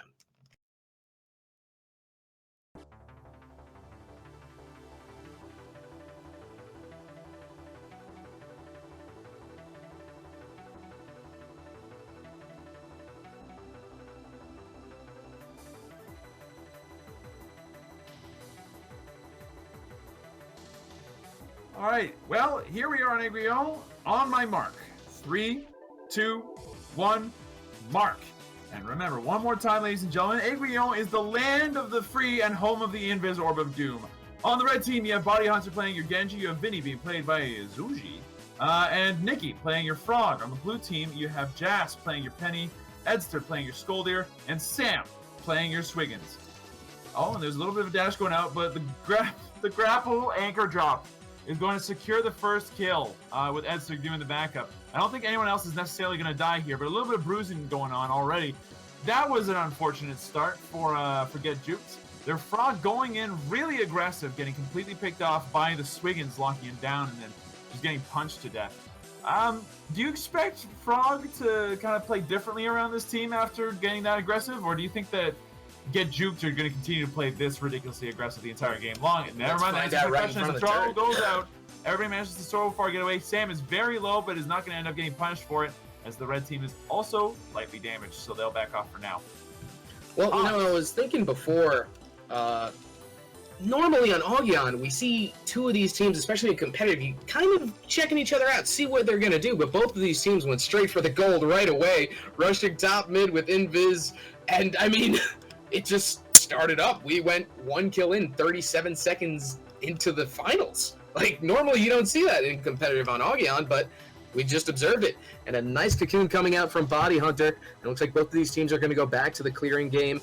And this is where Augyon, well, the strats on Augyon really come into play. You know, you have to focus with your team on catching someone on a rotation or pushing into their jungle and getting the cutoff so that they can allow a rotation. And, you know, when you get to this high level of gameplay, both of these teams do it very often. And we'll point out when it happens. Another missed cocoon in from Body Hunter, and the entirety of Hugh going to remain in the top mid section. But we go back to the clearing on bottom. You know, what kind of upgrades should we expect to see from this Genji to kind of combat all that is Hugh? I'd imagine that, that's going to have to wait for a minute as a dash and a NATO comes up, but then all that gets stunned. Penny going back in, maybe doing some poking. I'll end up being the end of that. It looks a lot more aggressive for a second here. It might not be over as the anchor comes up, but Nikki dashes at exactly the right time. Jas now has the invis. And then they go back to clearing. As far as upgrades go, Skoldir, Edster already picking up some pretty basic upgrades that we all. Oh, Sam gets dashed, gets double dashed, is very low, ends up going down to Body Hunter's left click. Body Hunter gets thrown into the turret, and that'll be the end of him. No, he's getting away, and then he gets punched. Never mind, Edster manages to pick up the kill. That'll be a 1-for-1 exchange for both teams. Now 2-to-1 here in favor of Hugh, but you've got Get Juked showing signs of life. As far as upgrades go, I mean, honestly, I'm kind of cheating now that I can see what Genji's going for. It seems like Red's going for a very aggressive strat. Oh, Zuj takes a lot of damage, gets pounced, gets punched, gets killed. Well played by Hugh there to capitalize on a mistake by the opposing Vinny. We can see that they're going for a very aggressive kind of playstyle here with Genji picking up Jagger eggs. They're looking to get as much cocoon into death damage as possible. Vinny's going to go ahead and pick up some Solar Crab Burgers for survivability, which, you know, at the time of this game, still meshes pretty well with Lone Shark, but I don't think that'll end up being the case. They're just looking for Solar Crab Burgers here to get some HP. Ancient Octant being picked up by Swiggins here makes a lot of sense, is that AoE is a bread and butter upgrade on the Squid. We have Stun Punch being picked up by Skoldir, which is, you know, like it's what you see every day. It's the butter to their bread. It's how they get up in the morning, and you know, it's coffee and a teaching job for sure. Starstorm statue being picked up is the most damage efficient upgrade that Penny has. It's honestly her best damage upgrade, and it's in her utility row. It might be a little bit rough, but it's gonna work out fine. Builds, Red's going full aggression. Blue, they're going to end up doing what they usually end up doing. You know, there's only one-track builds for these kinds of knots anyway. I think Penny will be the most varied and the hardest to predict, but Swiggins will continue to go for Ancient Octant and some more damage, and Skoldir will go into Stun Punch, probably into Oily, if I can imagine, because Oily is very strong against knots that rely on not being stuck in one spot. Nikki ends up taking a ton of damage, then Body Hunter gets grapple dropped, thrown, and he's trying to fly away. The Penny will end up helping to get enough damage done that Sam will pick up the kill. Nikki's in a bad spot, but not before Zuji gets another kill into Jazz. Zuji gets 2 kills, actually, one onto Sam as well. A 2-for-1 exchange. Genji goes down, but then Zuji ends up getting 2 kills there just off of the double dash combo that managed to result. Well done. They're almost tied up now here on Get Juked with Q, and that's important to mention, I think.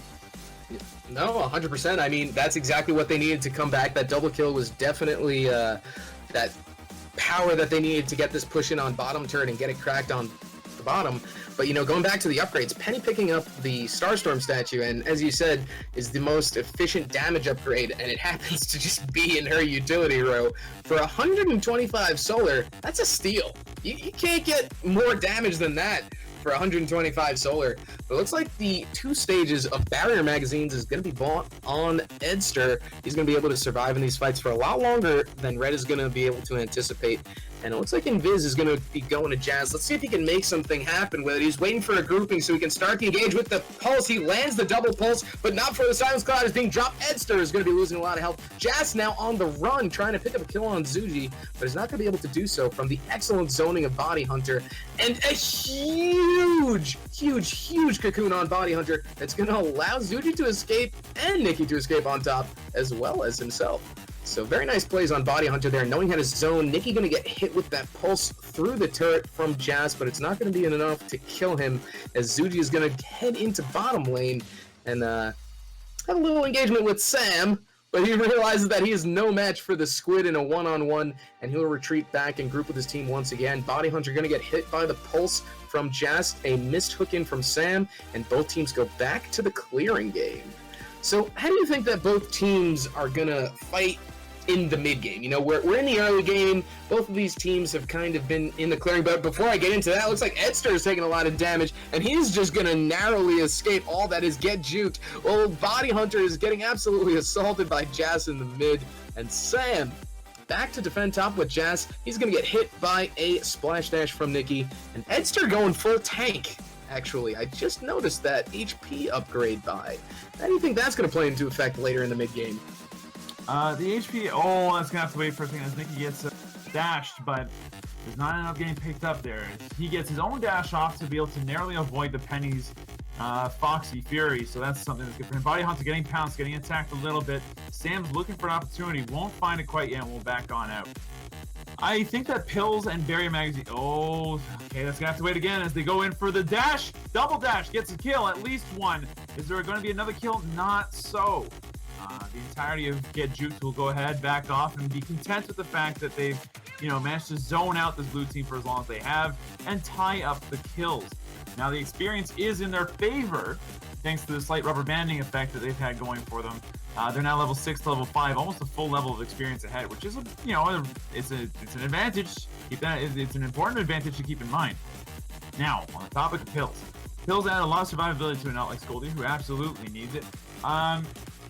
And couple that with Barrier Mag, he's going to have a lot of survivability. His effective HP has been increased by 10% thanks to the Barrier Mags, then his actual HP is being increased by a further 8% thanks to the pills.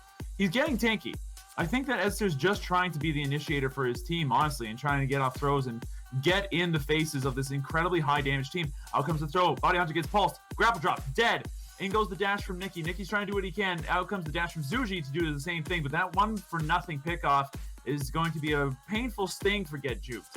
They have to remind themselves, the blue team does have a decent amount of lockdown. They have to be careful being 3 squishy nuts against a team like this. What do you think about Kraken statue on the Swiggins? Even the slightest addition of CC against Hugh is gonna hurt him. I mean, that extra stun, even though it's 0.3 seconds, it's more than enough for the double dash to happen once. I feel like I'm commentating a game of Mario Kart Double Dash right now between these two knots. All they're doing is double dash again. Zuji gonna get taken down very low. Nikki gonna hit his dash on Sam and allow both teams to go back to the clearing phase. But man, this double dash strategy that we've seen, Vinny and Vinny and Frog are so terrifying together, and it's only going to get worse as the game progresses. Taking a look at Scoldier's health, he has over 2k health right now. He has 2100 health, as actually they just leveled up. But it looks like Get Juked is going to go into the jungle section of Hugh and force them to go back to bye. I'm kind of, I'm looking at Vinny's build right now. He went straight into silence as fast as possible here, and now has started to build damage after that. We're going to have to see how important silence is in a second here. Nikki's invisible. They're looking for a bait here. The team Hugh knows what's sort of going on. Out comes the dash, though. The NATO, the spike dash. It's a lot of damage. Blue's not going to end up going down. They're too close to the wall. At this point, Get Juked is totally happy with just bruising them to send them home and doing some more turret damage. They already took down the bottom turret, something that we hadn't really mentioned here at the 10-minute mark. And, done a decent amount of damage to this top turret as well.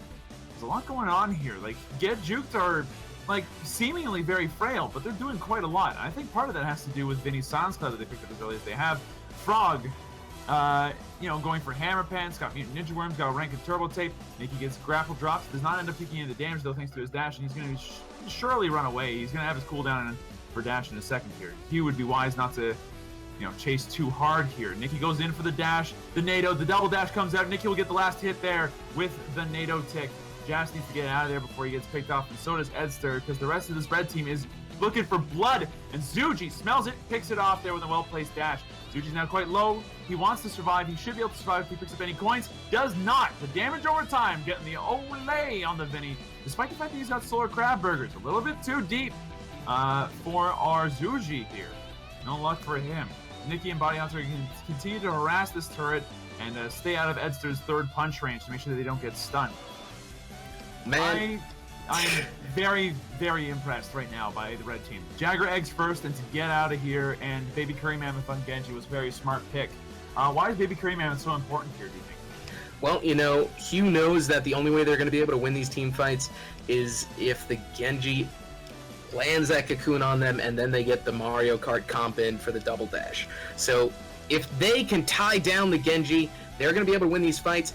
And Body Hunter picks up on that, and a nicely placed Silence Cloud again that's not going to allow Edster to use any more of his abilities in that fight, effectively not being able to use his Quake to get some of that DOT damage that he so desperately needed.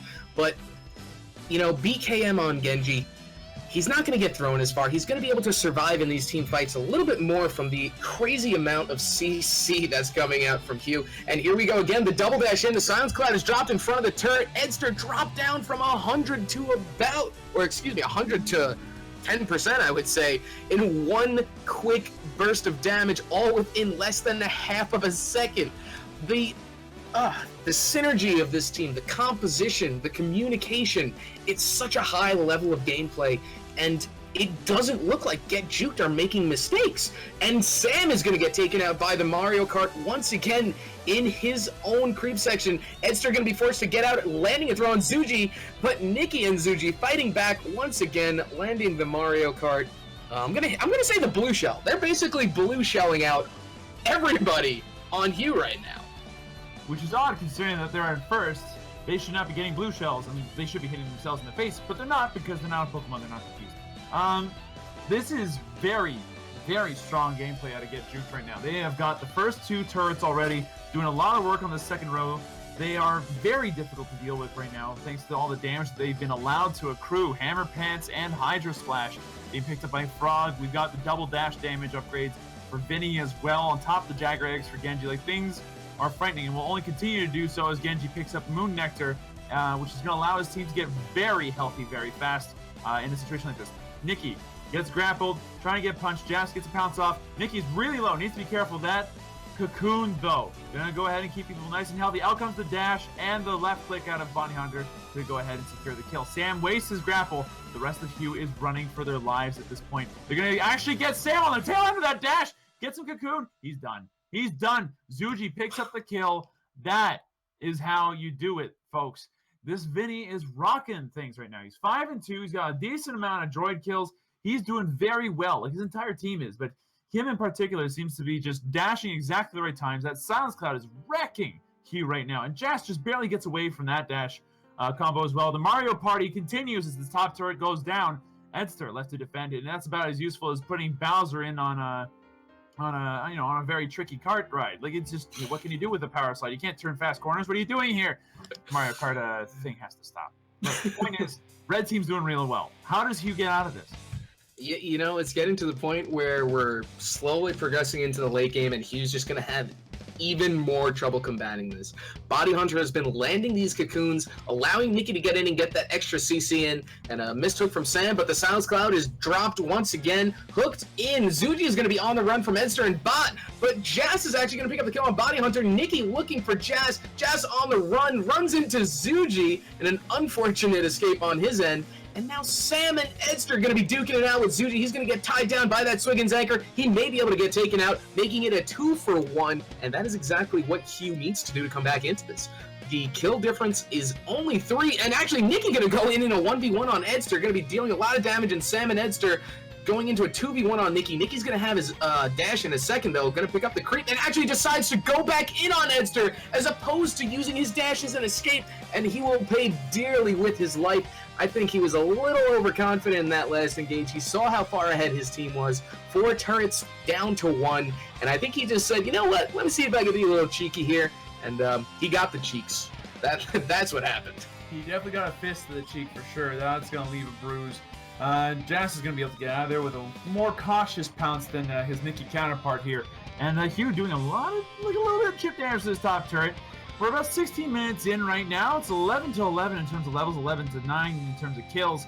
And the solar difference is not all that big right now. Sam gets dash, double dash, down he goes. The squid has now been sushied. Now they're looking for a kill onto Edster. Nikki's coming in from behind, wants to find this dash opportunity, is not going to end up going for it. Goes for Jas instead, maybe. Not going to be the case. Bounty Hunter looks for the cocoon and is going to miss instead. Zuji's now looking to go ahead and clear out this top lane, and they're going to go ahead and be content with their 1-for-0 pickoff. Zuji's going to go back and farm. Things are looking good for this red team, but Hugh is not too far behind. There are signs of life, as we've seen. They've managed to more or less bring back this level deficit. They're not too far behind on Solar, despite the Swiggins' kill score. Like, things are looking pretty okay for Hugh. They can do this despite the fact that their push is currently really low. The downside is that they need to play perfectly, I think. If there's one wrong move here from Hugh, they're going to get picked off by Get Juked, and there's an open core. That's going to be a lot of damage. Out comes a dash, out comes a grapple drop. Zuji in a lot of trouble, as is Nikki. Nope, he gets thrown the correct way. He's going to be totally safe. The engagement goes ahead and resets. But they're not done yet. In goes the speedy Genji engage. The dash, the other dash. Both dashes miss? In comes Jas. Edster getting some punches off. Bounty Hunter goes down. Now Nikki needs to be careful.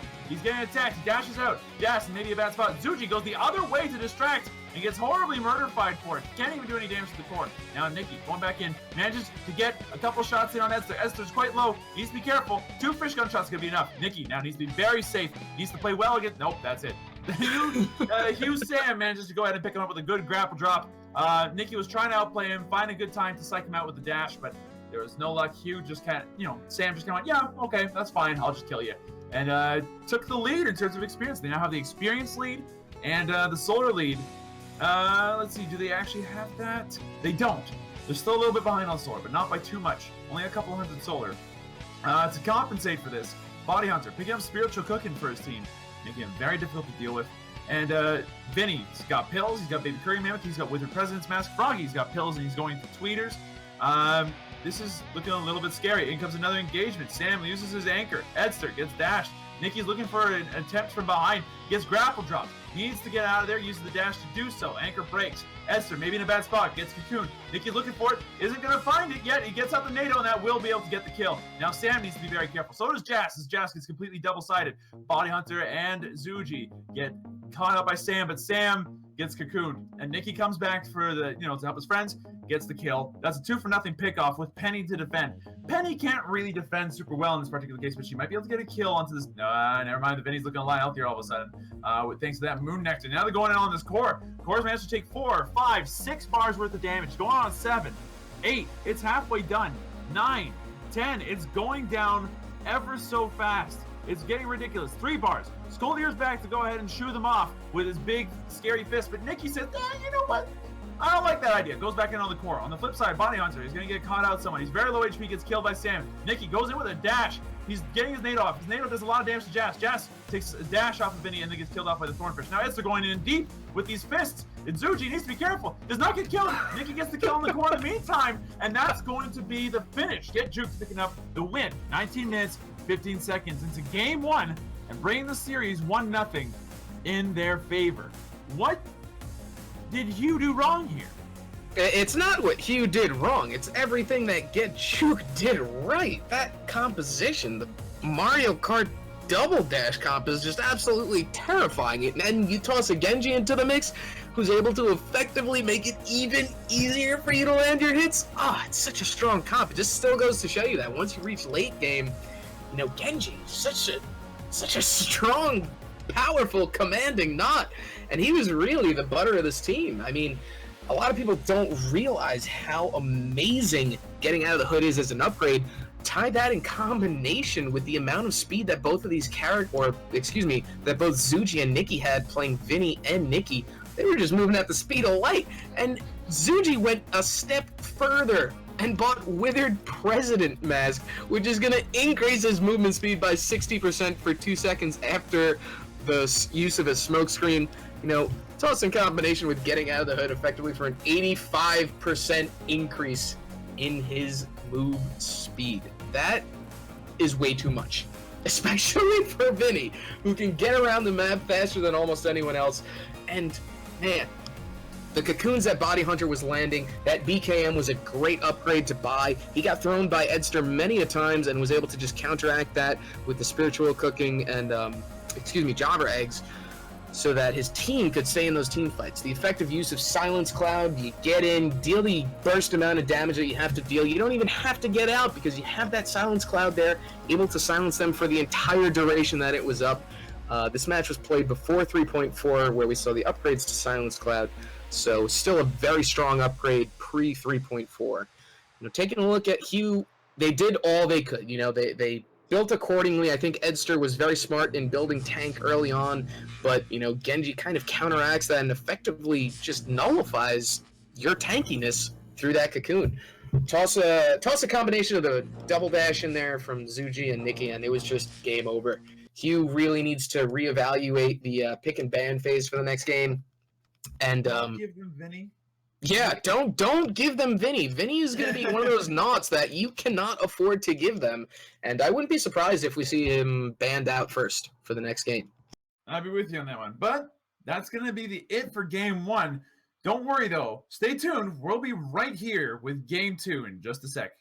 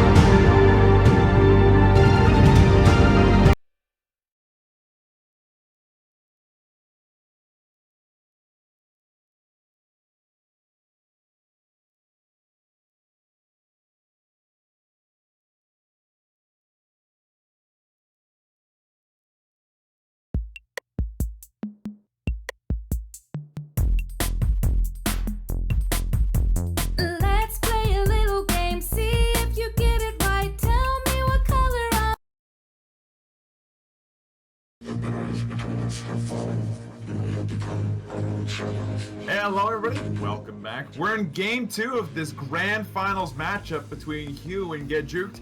My name is Slow Wolf, and on this casting team we've got Oz. How's it going, everybody? Welcome back. Thank you for the intro, Phil.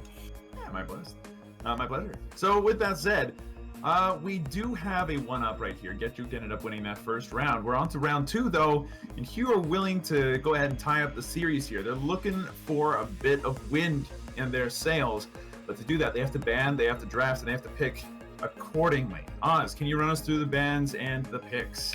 I can, but I do want to mention before we get into that we are running the bets in the chat, so please type into the chat, who do you think is going to take the win for this game? Red is going to be Harambe United Elegiggle, and blue is going to be, or excuse me, the other way around. Red is going to be Get Juked, excuse me, and Harambe is going to be blue once again. So please type in the chat who you think is going to win, and you will be eligible to win those prizes if you have the correct selection at the end of the game. Going into the picks and bans for Game 2 of the finals. First ban is going to be an Ayla ban for Harambe Unlimited, followed by the double ban of Scoop and Sentry. An excellent banning phase already. You definitely don't want to have those two knots in Game 2. Going into the second ban for Harambe is going to be a Vinny, as well as the first pick, a Skoldir. The double pick coming out from Get Juked going to be the Swiggins and the Genji. The second pick for Harambe, that being the Frog, and their final ban is going to be Rocco, while the final ban for Get Juked is going to be a Durple. A Durple. The last pick for Harambe going to be Chucho, and the last pick for Get Juked going to be that slippery chameleon, Leon himself. So we have a Skoldir, Frog, and Chucho facing off against a Swiggins, Genji, and a Leon. Slow Wolf, what can we expect out of this next game? Okay. Hugh is going right back to what they did last game, more or less. They've got a really high, strength initiation type of knot with Skoldir, and they're going to try to make sure that they collapse on people, coupled with Chucho's pushing power and Frog's ability to capitalize on literally any situation he finds himself in. They're looking to get throws and then insta-murder them, and if they do somehow get away, the sticky bomb finishes them off. With any advantage, they can use Chucho, hopefully to push using his turret and his incredible turret DPS. I think it's amongst the highest, if not the highest in the game, with Ramona backing them up. With that said, though, they are up against the team that has some unique benefits against them. Get Juked has a Swiggins, a Genji, and a Leon. Leon is particularly sinister against Frog because of his silenced tongue, a very natural counter to the Froggy Knot. On top of that, he also has a reasonable pushing power with those clones of his, especially when they start moving, but that's a little bit later game. His early game is what makes him a little bit more terrifying to Frog and to Skoldir and to Chucho. Chucho in particular because he has no escape mechanism. That escape mechanism is also hampered by the fact that they have a Swiggins and a Genji on Get Juked. Both of those knots are also capable of initiating. It's like a triple initiation sandwich filled with all the meat that they need in Swiggins and the delicious crunchy salady cocoon out of Genji.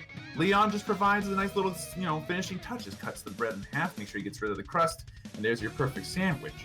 In all seriousness, though, Get Juked has a really strong team, and it's a bit frightening because he, like Swiggins, is a perfect lockdown counter for Frog, a really great way to kind of deal with Chucho. The only thing that can really put a wrench in Get Juked's plans here is Skoldir. A well-played Skoldir can absolutely turn this around because Swiggins, being melee, has to get close. And what does Skoldir like? People up close, so you can throw them over his shoulders, right? Same thing with Leon. And if Genji gets caught by Skoldir, it's game over for Genji. Genji has no way of getting out of that, really. So, good cocoons will save Get Juked's team. Good silence tongues into burst will be able to kill Skoldir fast enough. But if Hugh can get their Skoldir up and running, Hugh have got a very clear road ahead of them, I think. Absolutely, I agree 100%. And if you have nothing else to say about the picks and bans, let's get into Game 1. Give us a countdown. Game 2. Well, Game 2, excuse me, Game 2. Let's get into Game 2. Give us a countdown.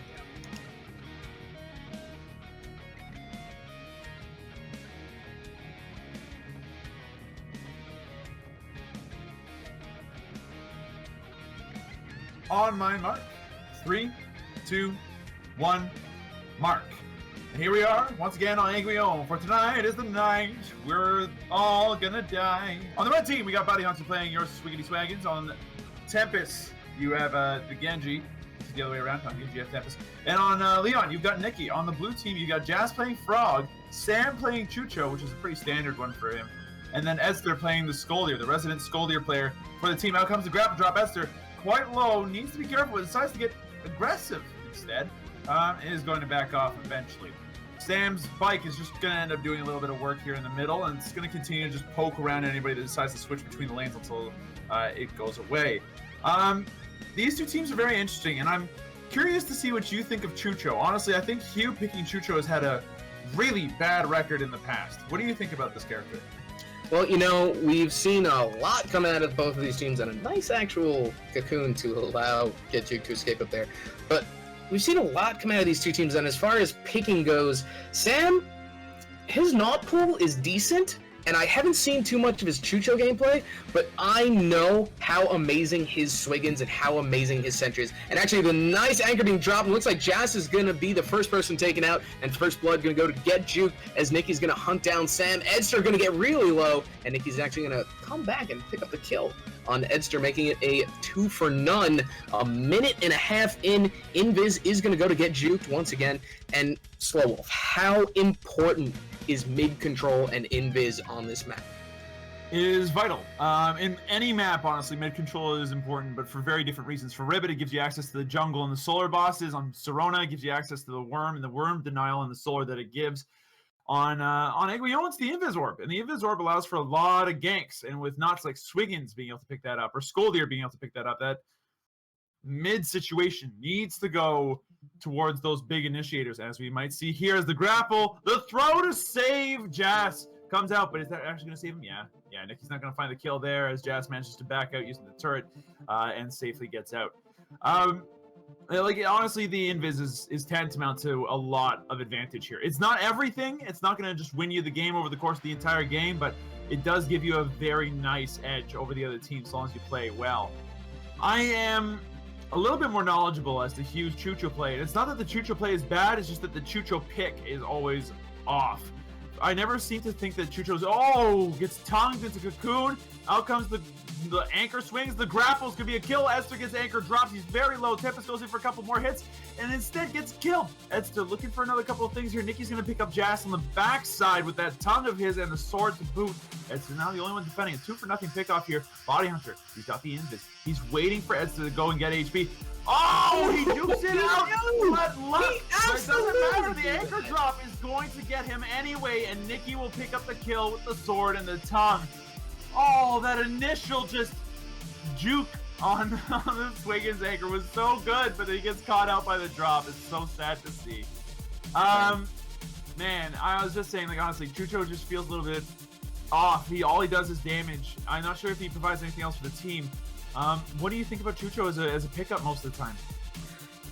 As you said, he's a damage dealer, and he has his really great potential to zone, and if put together with the right comp, Chucho can be absolutely terrifying. He has that ability to, like I said before, zone off. His turret DPS is amazing. His chase potential is also really great, and he's a very, assassin-like Knot, which is what he was brought into the game for. A Cocoon coming out, but not before the Sticky Bomb going to be landed. Sam going to pick up his first kill of the game, and he might be able to get out. Jas going to be dealt a lot of damage, and we go to the bottom, where Body Hunter is going to get sandwiched in by Jas and Edster for the kill, and Nikki is in the creep zone of Hugh at the moment. He's going to need to be very careful here, and his invis was not up, allowing Jas and Edster to pick up another kill and bringing them back into the game, really. I mean, does he even have invis? Whoa! He does not have invis. He didn't pull after invis. I'm looking at the build right now. He just went straight silence, long tongue, and regen. Edster going to be pushed down by Tempest on bottom. He's going to be able to get out, and Jas going to be up top with Sam, trying to make something happen on the rotation, but him being low health will not allow that to happen. Body Hunter and the entirety of Get Juked taking control of mid once again. Nikki going to be on the run from Edster and those punches, and Invis going to go to Nikki now. Well, his native ability, I should say. is going to be whiffed with the tongue being utilized on Edster.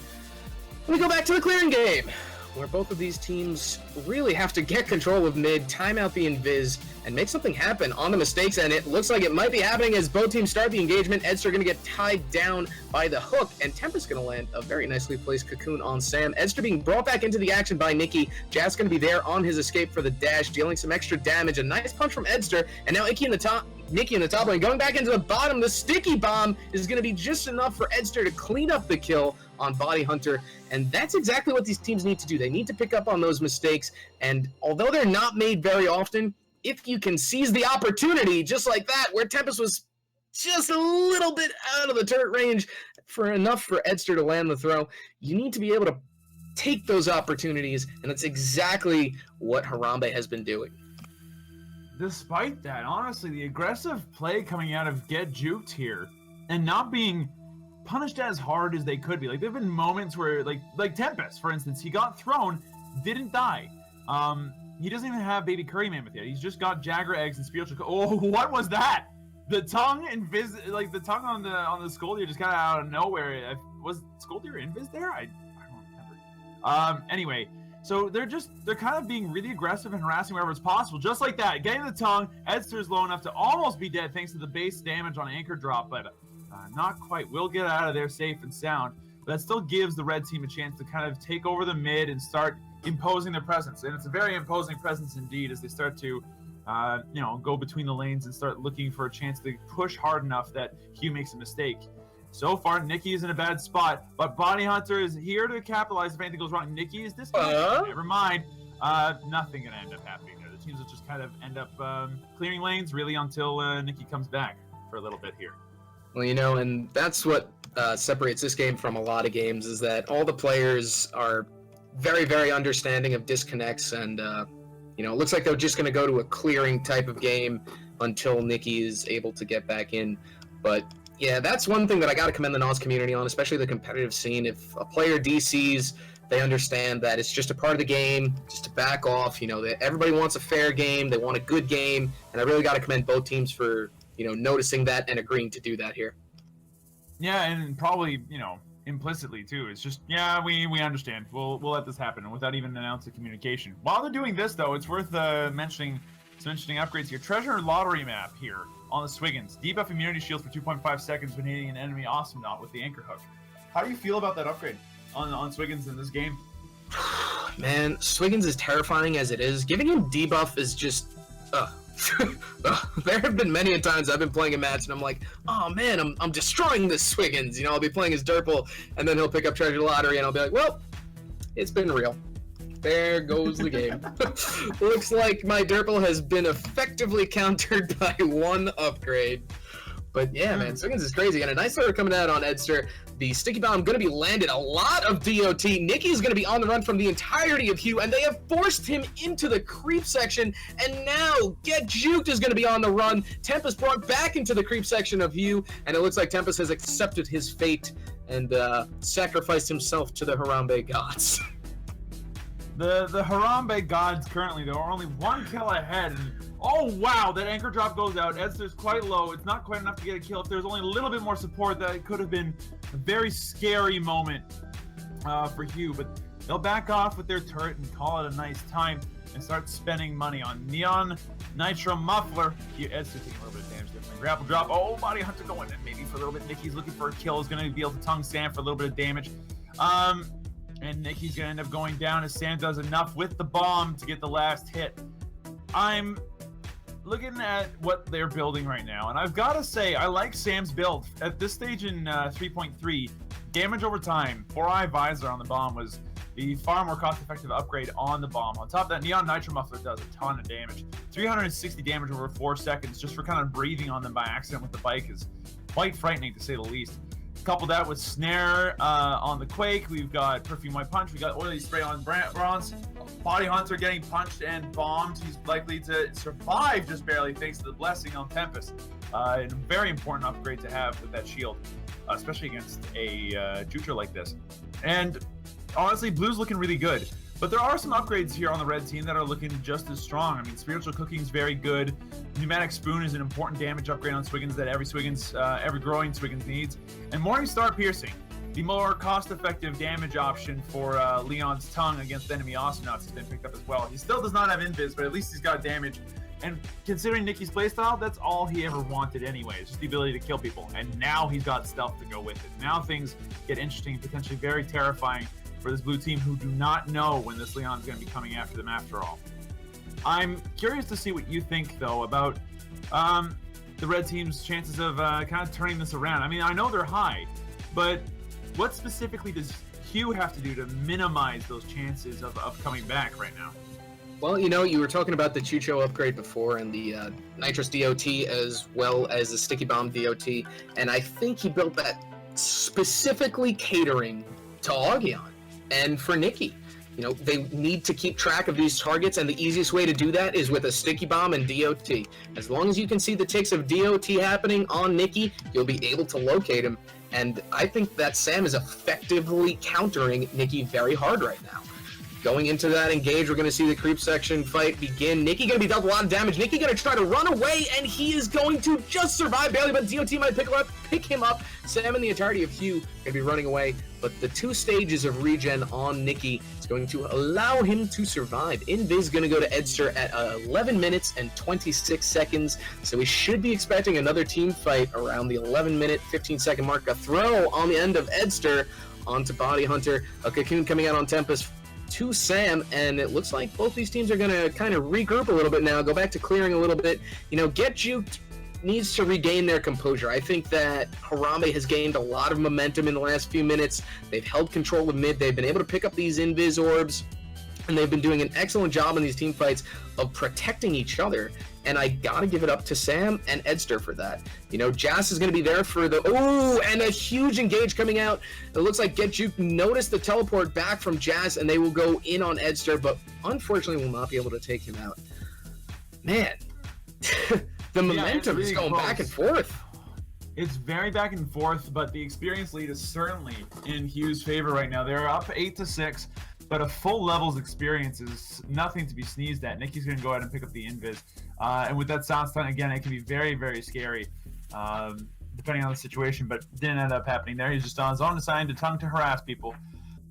I'm looking at this and thinking that Hugh is, you know, they've got the game at the moment. They're doing fine. And honestly, if they get any really big windfalls, like they get another 2-0 or something like that, they've got another turret. Bottom for sure, top possibly with Sam's ability to do a lot of damage. You know, Nitro Muffler almost landing on 2 people there, but it's not going to end up being the case. And that engage might just end up starting to happen here. Jas taking a little bit of damage on this frog. It's just going to put out the Quake, but it's not going to end up hitting anything. And never mind, engage just kind of dissipates. What looked to be a brawl in the making just did not end up happening. I wonder what Get Juke has to do to kind of regain this composure that you talked about before. It is back and forth, and I think a nicely timed Genji Cocoon in combination with a Silenced Tongue is going to make that happen. And the engage begins again. The Sticky Bomb from Sam going to land on Tempest. And Invis is going to go to Edster, who just managed to pick up that health as well. And he jumped at the wrong time. They might have been able to sandwich Nicky in there if he remained. And Sam is going to get tied down by Nicky and Body Hunter in the bot. And they will be able to pick up a 1-for-none, catching him in the rotation on the counter engage. And an excellent play by Get Juke to get back into this. That was the momentum stoppage that they needed. They're going to go back to clearing quickly, pick up some upgrades, and get right back into the fight. You know, a lot of times, some teams don't know when to push and when to stay in for the fight, and having a numbers advantage is so important in Awesomenauts. Even if you go up 2v3, you still should remain in the fight to pick up that second kill, making it a 1v3. And then you should be able to push. And a lot of teams don't know when to kind of draw the line and when to do that. The engage begins in front of Blue's turret in the top. Sam going to get tied down once again by that Cocoon. And Tempest has been on point with these. Edster going to get... Oh, what? Oh, the Flaming Fist punch at the end is going to allow him to survive with the Flower upgrade. And Sam going back to the creep section one more time. But that was a little bit close on multiple occasions. Get Juke needs to continue to do those kinds of momentum stopping things for sure, though. But they're not out of the woods by any stretch. even with Spiritual Cooking and Misfortune Cookies being picked up for the Skoldir pickoff here, just to get that percentage damage in, they still need to land those good cocoons, and right now they aren't having the easiest time doing that quite yet. Throw's going to go out. It's not going to end up doing very much. He gets thrown in the bounce pad. Skoldir getting tongued. Never mind. Jas gets tongued instead. Sam gets grappled, gets dropped. He's done. Nikki picks up the kill. Now Edster's going to try to run away from the rest of the red team, or is he going to run away? He's going to get the Earthquake off. Down goes Nikki. He gets killed. Tempest just barely going to get out of there thanks to all of his gifts, specifically Jagger eggs. In this case, going to go ahead and keep him alive from the dot. That's still a 1-for-1 exchange, really, for this for these two teams. And 1-for-1 exchanges are currently in favor of Get Juked, especially if it's Chucho, because the other two members of Hue can't really push as hard as Chucho can. I sense another battle brewing here if they can manage to find something on Edster or Jas, but that cocoon missing says otherwise. Body Hunter's going to go in with the grapple with a bunch of other stuff. Edster gets picked off. The fight begins anew.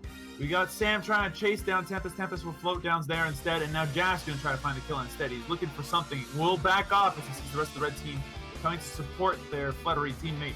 And Get Juked, get a 1-for-nothing pickoff there, something that they could definitely use more of. A couple more of those, and they'll be on track in terms of experience, and the solar will start to flow in as well. I'm looking at Leon's build right now. We got 2 Clovers of Honor. How do you feel about Clover of Honor on Leon? Is it a good pickup, or is it one of those pickups that could be better spent on like Backstabbers? Well, you know, Clover is one of these things where you need to sustain damage, and unless you're chasing them down for 90% of the time as Leon, you don't really need Backstab. So, I mean, if you're ahead and you're just running them back to their turret, by all means, pick up Backstab. But in this case, you know, Nikki's going for the more sustained. We need to be able to brawl. The engage begins once again in Get Juke's creep zone. A lot of damage being dealt across the board, but Nikki going to pick up the kill on Edster, and he's going to continue to go to Pound Town with that sword of his, and the cocoon going to miss from Tempest. But Nikki is actually hitting Sam through the floor? What? That looked a little vertical. Look a little vertical there for a second, buddy. Leon's a more horizontally based champion, or not, excuse me. That's but alright. yeah, Clover, as opposed to Backstab, definitely a good upgrade. You know, you're brawling a lot, so you want that damage. And Nikki's gonna get collapsed on by Jas and Sam is gonna be dealing a lot of damage, but he's gonna get counter engaged as he is lured into the creep section of Get Juked. Jas going in for the dash, punch landing from Edster, and Edster looking to protect Jas on this, as well as the Invisorb that was just picked up at 17 minutes and 45 seconds.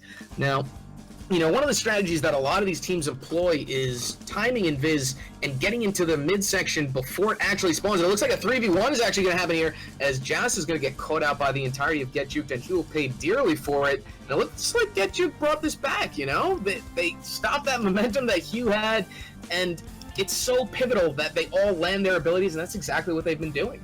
They've just been hitting every single ability exactly when they need to, and that's the easy way to pick up the kill. Sam going to get brought back to almost 0 on bottom by Nikki in just a very short amount of time. And as you can see, that Clover dealing a lot of damage in a very short period of time.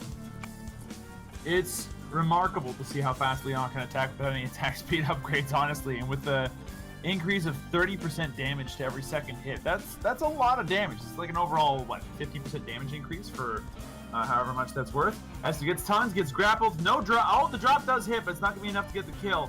Body Hunt is going to go ahead and back off, as will Nikki, and Nikki with Invis is going to be a little bit harder to find. Nikki goes back in with the tongue. Now Jas is trying to chase him. He's shooting, he's trying to do a little bit, and he's going to back off.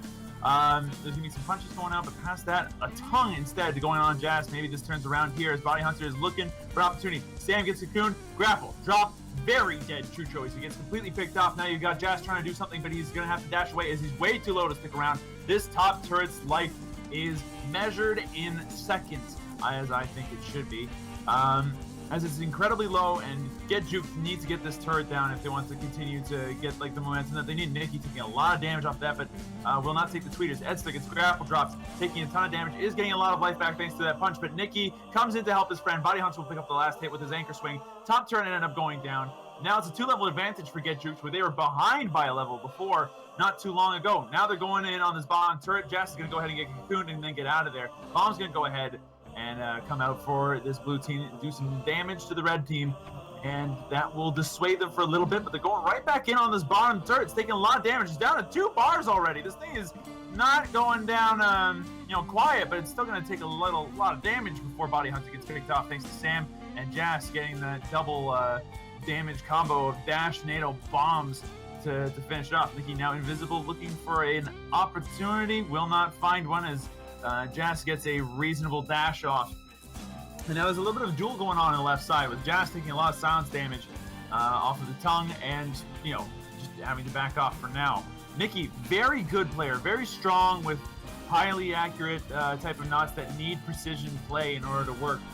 Leon, I think, fits the bill very nicely for that. Good Leon play involves being tricky and subtle and finding those opportunities to do a lot of burst damage. And this might be one of them. Tempest ends up getting bombed there, but past that, nothing else really happens. I have to say, this Leon play is something that I was not expecting a lot of, especially not getting invis until much later. I was expecting, electrifire and a bunch of other stuff, and instead, he's gone pure damage. Not even attack speed. He's got double backstab, double clover of honor, and chainsaw add-on for as much knot damage as possible. It's gonna get ugly in the second year if Nikki has his way. Nikki, by the way, gets jumped on a little bit, does a little bit of damage. Jagger Egg comes out on Edster. Now Body Hunter looking to do some extra work. He's gonna get some swings. He's looking for a grapple. It's gonna work on some droids. Nikki on the backside gonna pick off Sam in no short order, by the way, thanks to the fact that he's got all that incredible damage. And if anybody's running away, that's gonna be an extra 32% damage. Wait, never mind. That's 46. That's a lot more. Yeah, 46% damage. Out comes the backstab, a lot more damage. Edster's done. As he gets cocooned, grappled, deaded, he's over. This bottom turret being wide open, and we're at 22 minutes here. This is late game. There's a long respawn time on this Goldie. He'll be another 20 seconds before he even hits the ground. This red team's doing as much as they can to take out this core. It's already a third down. Out comes the grapple. Jas needs to be careful. One bad move and he's done. Same can be said for Sam as he takes half of his life in damage in about less than a second. This red team playing it very aggressive, going very hard. Out comes the Sunstone. Jas has no dash to get out of this anymore. As he gets killed right behind the barrier into the anchor. Very deadly. Now Edster's coming in. He needs to do something to go ahead and turn this team fight around, but that grapple drop coming out of Body Hunter is going to force Sam to sit back and be not very passive here. Core's down to about a quarter. Nikki gets bombed. Nikki should be dead unless if he gets that Ronimo. He gets the HP at the very last second. No Ronimo here for the blue team to count on here. Edster gets tongued, gets grappled, gets cocooned. He will get out of it just barely. He's super low. Now Jas is back, but it's at 2.5 bars. This thing's not going to last much longer. And the red team will have to back off at least for a little bit. They get dashed. They're now looking to pick up on Jas. Jas is very, very out of position. Gets tongued into grapple and anchor drop and ink. Gonna be able to pick up the kill for Body Hunter. Now the red team is angry and they are looking for blood. They're coming back to this blue team. Out comes the tongue. Lots of damage going out to Edster as he takes the grapple. And Sam on the flip side gets nuked by this heavy, heavy metal implement. And Edster gets cocooned. Well, that's going to just conclude it, isn't it? Tempa's going to pick up that last hit, and that will be the core as they manage to wipe out the blue team in commanding fashion by the end of that game. 20-10, 3 levels ahead, 23 minutes in. What a performance out of Get Juked. Once they got their act together, things started turning up big time. Indeed. What do you think was the biggest factor in all this? I'm going to say communication. I have to say it because there were so many times I've noticed Get Juked all go in and use their abilities at once and nuke them out. And I think they were in team chat and they were saying, all right, I have 2 seconds on my hook. Genji was stating that his cocoon was almost ready. And once those 2 abilities were up, they're like, all right, this is what's happening. We're going in on that Chucho. We're going to take him out quick. And then we'll clean up the Frong and then we'll clean up the Skoldir. Taking a look at the deaths on the team, most deaths going to Sam. But, most droid kills also going to Sam. He had 152 droid kills in comparison to his teammates rocking out at 96 and 89. But, Chucho is one of these knots where he can either do exceptionally well or he can have minor drawbacks to him, and that being he doesn't really have CC. Besides the slow on his sticky bomb, doesn't really have too much CC. He's got the nitrous DOT that he can utilize to his advantage, but when you get up to the higher competitive gameplay, we're taking a look at knots that utilize a lot of CC. Take a look at Swiggins. He's got the anchor, he's got the hook in. That's 2 forms of CC in itself. you toss in this combination of Frog and Genji with even more CC. Leon and Genji. Leon is going to get in there. He's going to deal the damage he needs to do, land his silences, allowing time for the Swiggins to get in with his hook and just deal this crazy amount of damage, just burst damage in such a short amount of time. And if you're squishy characters like Chucho, if you're a squishy character like Frog, you're going to get the brunt end of that if you get caught out of position or, make a mistake and get caught in a rotation. They're going to capitalize on that. You have a team that has a crazy amount of CC, 3 Nauts who have CC, Swiggins, Genji, and Leon, in comparison to the 2 Nauts that have CC on Harambe, that being Frog and Skoldir. So a little bit better communication coming out on Harambe. I think they'll be able to take the next game, but I really got to give it up to Get Juke. They just took a commanding presence once they hit the mid-game. Once Nikki was able to get those damage upgrades, he just said, okay, hey, how's it going, bye, Frog. Nice to know you. Oh, Chucho? No problem. You think you're going to get away? Not today. Swiggins has something else to say. And Swiggins definitely employed the Swiggity Sooty, I'm coming for that booty strat at 11-3. No, that ended up being very effective for them. It's worth noting, by the way, that the solar spent between the two teams was incredibly even. By the end of that game, the red team was sitting on 500 solar plus apiece, whereas the other team had spent almost everything that they had. And, yeah, the solar spent was even. So that was totally skill by the end of that. It was just team makeup and good play being the end of that game. But whether or not Get Jukes can go ahead and clinch this at a 3-0 depends on Hugh and their will to survive in this grand finals. We're going to have to go ahead and see that in the next game in this matchup. Don't be going anywhere, though. Stay tuned. We'll be right back with Game 3.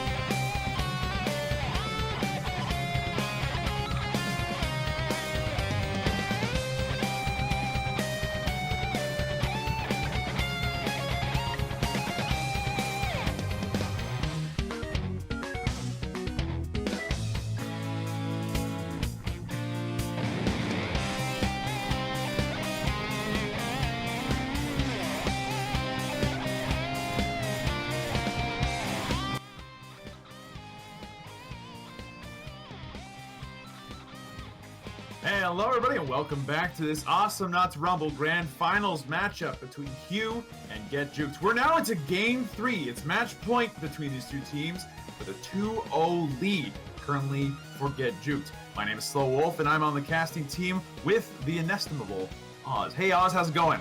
Doing well. An excellent Game 2, but man, Game 3, we're gonna see Augie again. Yeah, it's match point. I mean, Get Juked, they can easily take it, and Hugh has to combat that. They need to come back. They need to come back strong. They need to take advantage of the small mistakes that Get Juked makes here and there. You know, pick someone up in a rotation, or try and bait out an ability. Something. They got to do something here to take Game 3, so that they continue in their mission to take the victory in the finals. Yeah, they're fighting for the tournament lives at this point. They gotta try something. Anything to stir up the pot. With that said, though, it does depend a lot on what knots they pick and what strategy they decide to go with today. So, let's go ahead and get into the picks, the bans, the draft. How does this end up looking on by the end of all this? It's going to look pretty crazy, but before we do the picks and bans, we just want to remind people again to bet on who you believe is going to win the match. Red is going to be Get Juked, and blue is going to be Harambe United Elegiggle. So please place your bets now in the chat, and you will be eligible to win prizes after the game finishes if your selection is correct. Going into the picks and bans for Game 3, once again on Augie. The first ban going to Get Juked, and they are going to take out that Sentry, followed by the double ban of Scoop and Ayla from Harambe. The second ban from Get Juked is going to be Rocco, followed by their first pick being Skoldir again. Going Skoldir again in another Augie match. The double pick from Harambe going to be the Swiggins and the Vinny. The second pick for Get Juked, a Frog, followed by their final ban being Leon. The final ban for Harambe going to be Genji. The last pick for Get Juked is going to be the Monkey Yuri. And the last pick for Harambe is going to be Xenia. Mr. Wolf, how do you think Game 3 on Augie is going to play out with this comp once again? It's worth noting here that Genji got banned for the first time in the series, was not picked. With that said, their team makeups make a lot of sense, and Hugh is looking to put out as much power as they can. I mean, you know what, before we get to that, let's talk about Get Juked. Get Juked have the Skoldir this time. Third time that Skoldir's been picked. That's at least the second time that he's been first picked. And, Skoldir's a very strong knot, why not? But for Get Juked in particular, Skoldir is a scary pick. And so is Frog. And so's Yuri. These are three mains for these people. Nikki plays a lot of Skoldir, Body Hunter's Frog is nothing to be sneezed at, and Tempest plays a lot of Monkey. These players are confident right now in their game. Yuri doesn't quite fit the meta as it stands right now, but he can be a powerful knot. And they're picking him because they think, you know what, we're two ahead. Let's see what we can do with these mains of ours. They are very confident right now. In fact, they're so confident that they might... that Yuri's going to be a weak point, if anything, if they're not careful. Yuri can be very strong, but he can be a weak point, especially when you're up against a team like what Hugh has managed to draft. Which brings us to Hugh. They've got the Swiggins and Vinny combo here. The aquatic double dash has always been a staple. Ever since Vinny was introduced alongside Frog, it's been a painful combination. But Swiggins has added to that, making it so that we could have 3 aquatic triple dashers. And in this case, they managed to get 2 out of 3. And you know what? 2 out of 3 ain't bad. And in this particular case, it's very strong because they'll be able to follow up the double dash with Silence Cloud and, well, Swiggins. But coupled with these two, we have Xenia, a knot that we don't see a lot, and a knot that we don't see a lot successfully in addition. But I think in this particular case, she has a very strong niche. Xenia is a very powerful burst knot character. She can do a lot of damage very quickly, if given the opportunity. Against the Yuri, who's not looking, she can murder the monkey in next to no time flat, and thanks to her double jump, she can stay on top of him. Same goes for Frog, who, again, Silence kind of wrecks him. And even Skoldir's massive HP, which, it's pretty big, gets dwindled by, it gets completely cut down very quickly thanks to Xenia's very sharp knives, and the fact that they do percentage life damage. Hugh have an interesting team with Xenia on their team, and I think that it might just work, but it's going to require the Xenia to do a lot of work, as well as the 2 other knots. making sure that they lock down the right targets. And it's also going to require Nikki to make a lot of mistakes, because let's face it, Skoldir is terrifying, and especially on Nikki. So I'm like, right now, Q's fighting for their lives. I'm kind of curious to see what will happen with them. I think they're going to take this game, and I'll tell you why. That Vinny pick against a Skoldir Frog. Skoldir and Frog are two knots that have to get very close in order to be effective, and that Silence Cloud is going to be the inhibiting factor for them. So I think that if Vinny can get into the middle of those fights, get his burst down, drop the Silence Cloud, and just force a team fight in the Silence Cloud, I think that Q can take this game. But if you have nothing further to say, I'm good to go, and you can give us the countdown.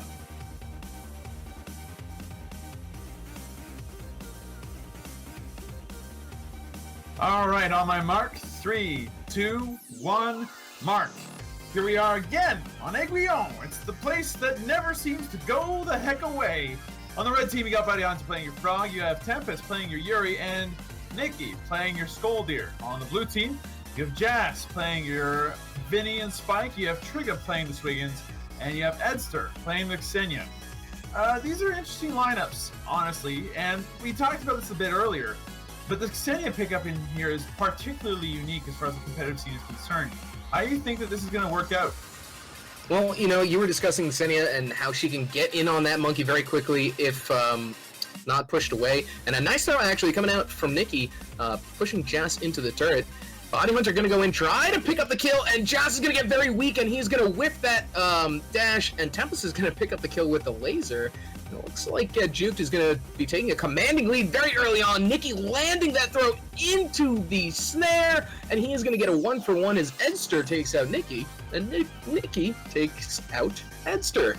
And, wow. All right, 3 kills in. We're not even a minute and 30 seconds. So I guess you can tell already that both of these teams have had enough.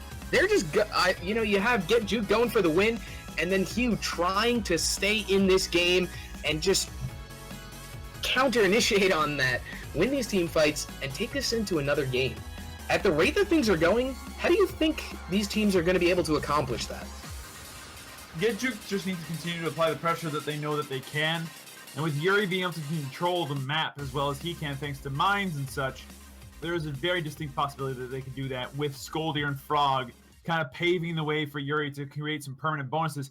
Trigga's going to eat 2 mines, a bubble, and a throw. Down he goes. No problems. Edster taking a lot of punches, needs the barrel roll out of there to get out of there in one piece, and will end up doing so. Backs out, is playing it safe. Nikki gets the throw off, but nothing at all in particular. A couple knives going out onto Nikki right now. There's a lot of baiting happening. Nikki taking a lot of damage, and Jas will pick up the kill.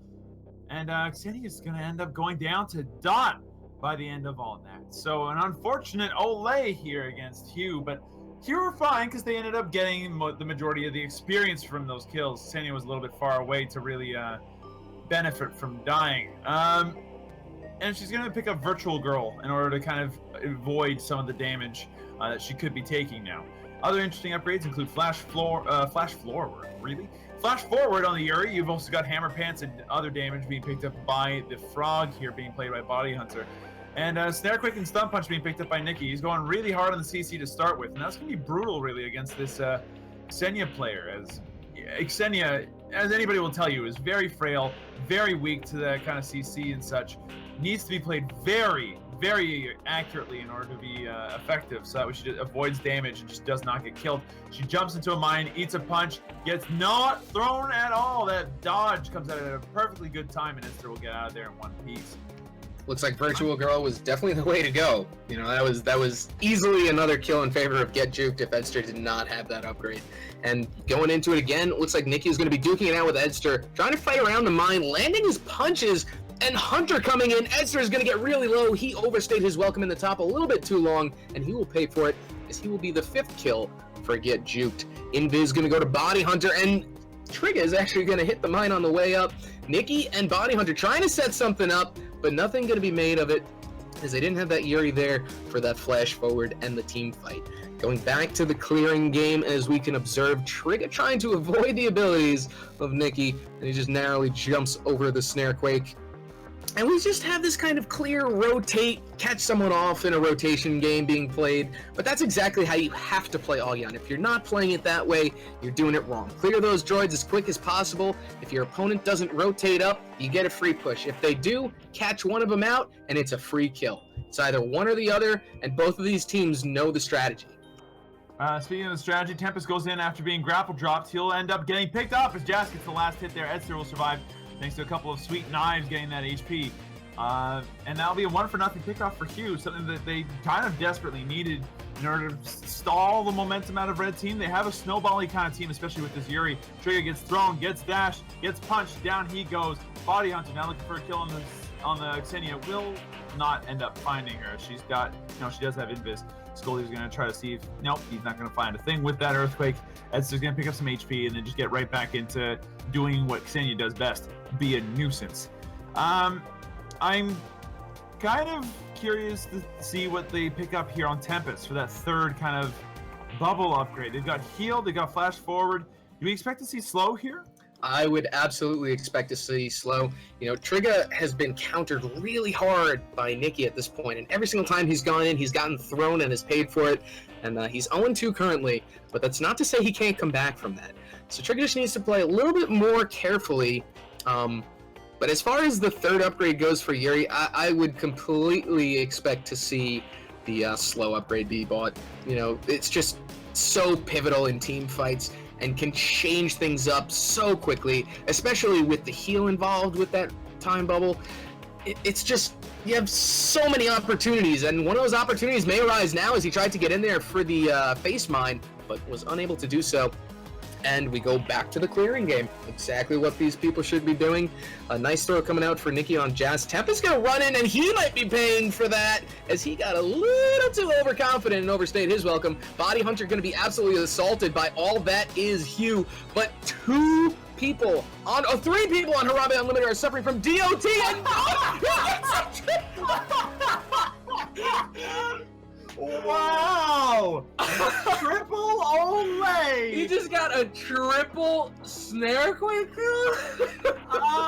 Or not snare quake, just the DOT. I had to stand. I saw an Earthquake. I mean, Nariashi's got to be a little jealous, right? Oh. I mean, all that poison does nothing in terms of kills. He doesn't even see competitive play, and Nikki just, butt slams the ground and gets 3 kills without breaking a sweat. No big deal. Nothing that an Earthquake can't fix. A one-man team might be a big problem. So now they're a full level ahead. They're 9-5, which is brutal, and that's a lot of solar for them to spend. Nikki's now looking at a 7-2 kill score, which is really funny 7 minutes in. That was scary. Silence being dropped. Looks like Nikki's actually going to get tied down, but he's going to fight in the Yuri time bubble. Not going to be enough, as Edster has finally had enough of the big fat Scoldier running around, and he will take him out. But man, 7-2 on Augyon. We're only 7.5 minutes in, and the kill count is up to 15. That's insanity for this type of gameplay, especially in competitive tournament gameplay where we're in the finals. 15 kills in 7 minutes? It's just insanity. I think that Hugh's, in a position where they know that they can't just stick to the status quo, especially against characters like Yuri. They have to catch their team off guard. They have to be able to force fights when Yuri's not necessarily ready for them, or when the get juked is not necessarily in a good spot for them. This Invis Scoldier, though, is going to be very threatening for the next couple of seconds. And never mind, he's going to go ahead and toss out the super ridiculous, supersized Earthquake. Edster's going to use his Virtual Girl to just get rid of all those mines, no problem. Tempest takes a lot of damage off the knives and the left clicks. Some good, attack canceling out of Edster here. Virtual Girl are actually oh, what was that? The double dash comes at exactly the same time. There's no way to tell who was going to get the last hit other than through the tick counter there. That was incredible. Out comes the throw. Hughes Edster is going to try to do as much as he can with those knives. Does a lot to Nikki. Nikki very low. Needs to be careful of Jas, who's got all the damage upgrades he needs in order to, kill somebody with his build right now. I've noticed that there's been a couple of piggy banks at strange and interesting times. Very specifically, Vinny's piggy banked in order to pick up Withered President's Mask at this stage of the game. Why late game piggy bank? Why in this case is this an okay idea? Well, the tactical piggy bank decision that I think that they kind of want to bridge the gap between the kills, and they also need to get a little snowball going, so that extra 130 solar might just be what they need to do that. It may just be the difference between a kill and a death. Tampa's going to go in off the silence, and Jas is going to pick up the kill. Edster going to pick up a second kill on Nikki, and now Body Hunter duking it out with Jas. Jas is going to be able to hold down the cutoff, as you can see, until he realizes Body Hunter is going to teleport back, and this is a second free push that Harambe has gotten in the top. The last push was about a minute and a half ago, when the entirety of Get Juked was deciding whether or not to either A, defend the turret, or B, retreat, and they hesitated a bit too long, and a lot of bars were taken off in that last push. Edster getting a few knives thrown in on the Frog, not going to be enough, and Harambe has decided it is time to go back and pick up some upgrades. Let's take a look at what they buy. We've got Xenia with a pretty regular build here, once you get past the Baby Curry Man with Virtual being, very top priority survival pickups against a team like this. They have scissor damage, slow on the scissors, and Bobcat for that extra bit of burst, so long as she can land that third hit. As you can see there, it does 343 damage on that knife if it hits the Scoldier, which is a lot of damage. Scoldier has got his debuff immunity, he's got damage, he's got Ancient Octet. Edster gets maybe in a weird spot here as he's trying to do his best and to get out of there alive, and he does so after getting some serious knife volleys off, and Jas is going to pick up that last hit with that dash of his. That's a lot of solar. Every time he gets a kill like that, that's getting a little bit ridiculous. In fact, let's see. Oh, he's got to have Lone Shark. I'm looking at the upgrades right now. He has to have Silence and Lone Shark on there right now. That's a little frightening. As it stands right now, those are some really strong upgrades in this case. Anyway, they've got a lot of bursts right now. They got a double Seahorse head for Jas here to do as much dash damage as possible. They got all the damage coming out of... Oh, did you see that triple spike dive through the jumper? He got a little cheeky there, and he's going to pay for it going into it. And it looks like the face mine is not going to happen. Edster is going to be... Oh! Edster's going to be able to pick up a double. Will he go for the triple? Trigger and Edster are both very weak. Tempest has about half health, but that's not to say that they can't nuke him out. Absolutely. If Tempest shows his face right now, he's going to end up going down like a ton of bricks. It's going to be very fast and very brutal. That's one thing that this blue team has going for them, as they've turned a very debilitating level deficit into a level advantage now. They have a full level and then some in terms of experience. Remember when it was 9 and 5? Since then, Get Juked have gotten 1 kill, and Hugh's gotten 7. Edster's doing a lot of really good work. This Xenia pickup is doing a ton of damage. It's an excellent pickup in this particular case. It's working so well for them. Why do we not see Xenia more often in competitive plays? Is my question at this rate. Well, the nerfs for her in the last few patches have been very big, and she's just not a tank shredder as she used to be. But now, I've noticed that Edster has been leading the charge, getting the silences down. Look how much damage he can deal in a short amount of time just to Tempest. That's 3/4 of his HP and 3 scissors. Edster going to have to try and get out here while Hugh picks something up for him, and it looks like we're going to go back to the rotation and clearing. But man, like you said, Xenia is a great knot, and Edster is just proving that in this game. You can still use her in competitive gameplay. You can still do well with her. He's assisting on all of these kills, and he's actually the leader of kills on his team right now with 7. Jas being the second person with 5. So he's been doing an excellent job of staying in, being able to brawl, clearing out the Yuri mines, and the silences on Yuri is what's going to make these team fights. Edster is prioritizing Tempest first for those silences so that he can't get off that time bubble, and he's effectively useless in those team fights, which is going to allow the rest of Harambe to get in there, land their dashes, whether it be the dash in with the anchor, and it looks like the engage is going to be good again. Tempest going to drop that time bubble. Body Hunter trying to deal a lot of damage across the board is going to dash in and pick up the kill on Edster, and Harambe going to retreat in the top lane. Trigger going to pick up some health while Jas goes back to clearing. That was a necessary pickoff here for Get Juked, but they're by no means done yet as they manage to pick up another kill onto Jas, who dashes into all 3 of them. Not an intelligent move, if I had to be honest with you. Trigger needs to back off from this turret. It's very dead. That's going to be a 1-for-1 turret swing, and the second turret's going to go down as well. Now it's 2-to-1 in terms of turrets. Get Juked. They're right back on this horse right now. It's now an equal level, equal number of kills. 14 minutes in. As far as Solar goes, you know, total Solar really even overall. Like, they're only behind by like 100 Solar tops as a team. This is an incredibly close game right now, and it's going to continue to be so. Jack's going to go ahead and get off a good dash, but what they really need here on Hugh is a break. They need to be able to get another big double kill out, thanks to Edster and you know, the collapse comp that they've got going for them. They can find the avenues through the mines, through the flames, through the throws and the dashes and the tornadoes and everything. If they can do that, they'll end up having a good time, I think. What does Get Juked have to do in order to continue this momentum shift that they've managed to procure here? Well, I mean, Harambe is just looking really strong at this point, and Get Juked really needs to just recompose themselves for these team fights. They really need to make sure that Edster can't get to Tempest. And if Edster has a hard time getting to Tempest, but actually Nikki's going to get picked up in front of the turret on bot. And I was stating, if Edster can't get to Tempest, these team fights are over, but Harambe just proving me wrong as they went in on Nikki and were able to take him out. Man, the momentum shift for Harambe is just so prevalent. They've just gained control of this mid. They brought the kill difference back, and another dash in from both the Swiggins and the Vinny to pick up another kill. What was it? What was the kill difference at one point? 9-5?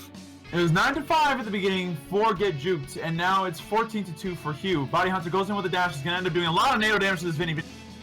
Lots of Fist of Fury going out onto Trigger. Trigger gets thrown, and Nikki will pick up the kill onto Jas as he finds him. Body Hunter picks up the last hit onto Trigger, and now it's just Edster. Ksenia can't defend, but Ksenia might be able to find a kill here if she looks carefully enough. Instead, gets caught up by the snare, gets dashed, and will actually end up dodging the dash. And is now just kind of harassing Nikki as Nikki is looking for an avenue in, and Edster's just like, no, I'm not going to give you that. Maybe not. Probably not. The red team is looking very healthy now. Out comes the Earthquake. They're looking for this invisible Ksenia, and Ksenia is going to find a lot of damage onto Nikki, but at what cost? Needs to be careful. All three of them are on there. Edster is proving to be very tricky to catch. Will end up getting one of the creeps here. Has access to Virtual Girl. Will end up using it to get out of there. So that Virtual Girl pickup being absolutely useful. And Barrel Roll being very strong as far as an ability is concerned. It's like a horizontal, unaimable dash, but it's going to do the trick. Edster controls this character with a lot of finesse in terms of her mobility. Like, not jumping into mines, being very careful not to take unnecessary damage. Out comes the double dash, the anchor grapple, and the knife and scissors to be able to pick up that last hit. Very good little dodge roll out of Edster there to avoid the damage out of the frog dash. But this Ksenia play is just really tough to deal with. I think that the Yuri pickup here is really costing a lot of ground because Edster's not playing Yuri's game, not jumping into mines, not letting the bubble bother her. Just going in and doing as much damage as possible.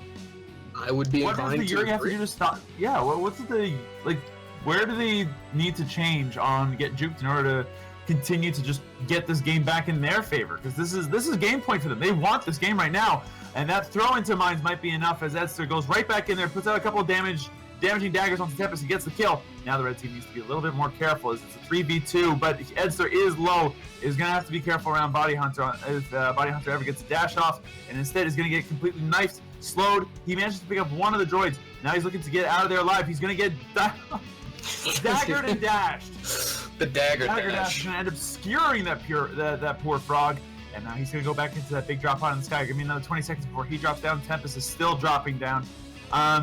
It's currently a 3v2. This blue team is sitting on 500 solar, 486 solar on their on Edster here. They have got a lot of money to spend as soon as they get the chance. A little bit of damage coming up by Edster. Lots of core damage coming out as well. A couple of bars here and there. And that seems to be that for now. The blue team will back off and consolidate their advantages for a little bit before looking for maybe some more kills. He's coming in. He's looking for opportunities. Edster also looking for opportunities. And we'll find one here as he gets up a couple more daggers. Out comes the dash to compensate, but the Scoldy doesn't die. Now Jas is in a bad situation. Body Hunter goes in, gets enough damage that Nikki picks up another kill with damage over time. Earthquake, MVP for this red team right now. Body Hunter is invisible, will not end up using. Oh my gosh! The invisibility is what ended up killing his teammate as the AoE picks up the kill on the Yuri. Oh, no. He didn't even know the frog was there, and if that frog hadn't been there, that would have been that Yuri would have been safe. Oh, that was so unfortunate. This is terrible, unfortunate series of events for Tempest on that one. Earthquake is MVP for red team. We have a random, I was invisible and kill my teammate moment. The only thing that's missing right now is Elegiggle to suddenly develop a worm in the bottom lane and have somebody get eaten by their own team. This is ridiculous. That's the only other way that the map could be unforgiving. But man, I gotta say, Harambe is they look like a completely different team in this game. They've taken a commanding control of mid. They've been able to pick up these kills, and I don't even know what Tempest can do at this point. Nicky's doing as much as he can to kind of tank out everything for him so that he's able to fight and engage, but the amount of burst that's being put out by Hugh is overbearing, and Nicky is getting nuked out every single time he attempts to tank for Tempest. And it's like, how do you get around that? You can't, because Edster is coming in with the silence on Tempest after that. So not only do you have to focus on who's tanking, but you also have to focus on your team positioning in relation to where you think Xenia is going to be. And a huge thing in competitive gameplay is being able to predict your opponent. And the easiest explanation of this is playing it like a game of chess. It's a very, very, very, very fast-paced game of chess. You need to be able to predict what your opponent is going to do 20 seconds before he does it. So if you know Invis is going to be up, you should be predicting that your opponents are going to be relocating into mid to fight for control of Invis. But you know, Hugh is just one of these teams where you don't know what's going to happen. And we don't know what's going to happen in this team fight, but it looks like it's going to be or it's going to occur in the creep zone of Get Juked and go all the way to the creep zone of Harambe. And Jazz is trying to avoid everybody, but is getting body blocked by 3 people, notices an escape route, and takes advantage of that. And Get Juked pushing back the bottom lane all the way back into Harambe's territory. That was, as good as that looked, Body Hunter made a major misplay by missing that dash. That was an easy pick-off that they could have gotten there, which would have been a godsend for their team right now. But as it stands right now, Harambe is looking really strong. They're in a good situation, outcome a couple of daggers, and Edster's looking to maybe get some kills down here. He's going to end up doing a ton of damage to Body Hunter. He's now down to less than half. And yeah, Trigger gets picked off. Edster's still looking for blood, though. Tempest gets killed. And now it's a 2-on-1. Edster needs to get out of there if he's going to end up coming out of this in one piece. And that juking with the invis is going to absolutely... Is he going to go Cora? He's going to go Cora in a 2v1. He's going to go Cora in a 2v1. He's going to go ahead, wipe out the wave, and he's just doing as much damage as he can to that Cora. It's 1 bar down, and now he needs to be careful. Virtual Girl going to be helpful here, but... you know, it's the invis that's going to clinch it for sure. Body Hunter's doing his best to defend, but does he have Viridian Eel cartridges? The answer is no, so he's going to have to use his abilities to do so. Frog's Clear is awful, by the way, in 3.3. It just, he does nothing that deals damage to droids. So the only thing he can get is his left click, and that's, you know, not something that he's aiming for. He's looking to get damage and as much burst as possible on Knots. And so far, you know, with Hammer Pants and cooldown reduction, that could be very helpful. As it goes in, does a lot of damage to Body Hunter. Trigger will end up picking up the kill. The anchor drop is going to end up going down to Nicky, and Hugh looking very strong right now as they start to look for an opportunity here. As is going invisible, he's got the extra silence and invisibility duration. It's a lot of damage on Nicky. Nicky just barely survives. Edster doing as much as he can to deal damage to this core, and Hugh's going to back him up. This thing's down to half. It's down to less than half. It's down to a third, and then they're going to go ahead and back off as fast as they can. Nicky gets completely caught out, shot down. Trigger's going to go ahead and pick him up with the ink shot. You know, he's not squidding here. Trigger's going to get that kill. Now Tempest takes a lot of damage, ends up picking up a kill as Trigger ends up hitting the wrong thing, but it doesn't really matter as that core was too low. And Hugh going to go ahead and keep their tournament dream alive, bringing the series 2-1, still in Get Juke's favor, but signs of life in this series now coming out for Hugh. That was... okay. If I had to say this game in a word, I think, honestly, outside of Nicky's hilarious triple kill, this game was decided by Edster's incredible Xenia play. Like, Yuri's hard to play around, especially as a Xenia. But if Xenia's got things going on right, if that's played properly, it's devastating to this Yuri. And Yuri really could not get a stronghold. I can't think of a time when Yuri was dominating at any point in this match. It was just Nicky and his earthquake kills that really kept this team afloat for as long as it did. I'd be 100% inclined to agree. You know, we saw Nikki pick it up. What was he at some point? 7 and 3? 7 and 2, excuse me. But I could count maybe 4 confirmed kills from Earthquake. Maybe a 5th one would be questionable. I'd say 5. Man, 5 sounds fair. 5 sounds like a decent number. We'll give him the 5. So, man, I got to take a look at his upgrades because he had to have picked up Earthquake, DOT damage. Nope. No, he didn't even pick up DOT damage. Stolen Couch and the small volcano, so just range and height increase coupled with the snare. Whew, that's a dirty build. He didn't even have the DOT increased on that. But going back to what you said about Xenia and Edster just knowing where to be, knowing who to silence, and it was Tempest 9 out of 10 times. He just collapsed on him every single time, effectively removing him from the team fight. And we saw on multiple occasions, whenever Tempest was alone, Edster went to town. From 100 health down to 25% with those scissors, and just in a fraction of a second. He had no time to regroup with his team, no time to maybe bait the Xenia or lure her into the team, and just great gameplay from Edster there. His first buy was BKM, and his second buy was Virtual Girl. He was virtually unkillable and unCCable. He was able to clear out all of the mines that Yuri had placed down, effectively limiting him, and it felt like Edster was playing a man-to-man defense on Tempest. Like, you know, we see a lot of zoning in Knots, but every single team fight that occurred, Edster was dealing damage on Tempest. And it came down to the positioning on that. Every single time that Harambe got into a team fight, and their positioning in relation to Nikki was so important. If Nikki was tanking the front line, they would nuke him out quickly, and Tempest and Body Hunter just won't be able to fight a 2v3 with that type of comp. They're going to get silenced, they're going to get nuked out quickly, they're not going to have any time to react. And that is exactly what Harambe did. They did not give them time to react. They cut them off when they were rotating. They were able to take advantage of the small errors that Get Juked was making, and that brought them back into the series. I gotta give it up to Harambe. Excellent game. Yeah, especially out of Edster. Edster MVP, for sure. With that said, though, that's Game 3. We're going to Game 4. Hugh fighting for the tournament lives. Get Juked fighting for their championship crown. They're going for the game point here, but that's going to have to wait to see for the next game. Who's going to end up winning? Well, we'll find out soon enough. Stay tuned. Don't go anywhere. We'll be right back.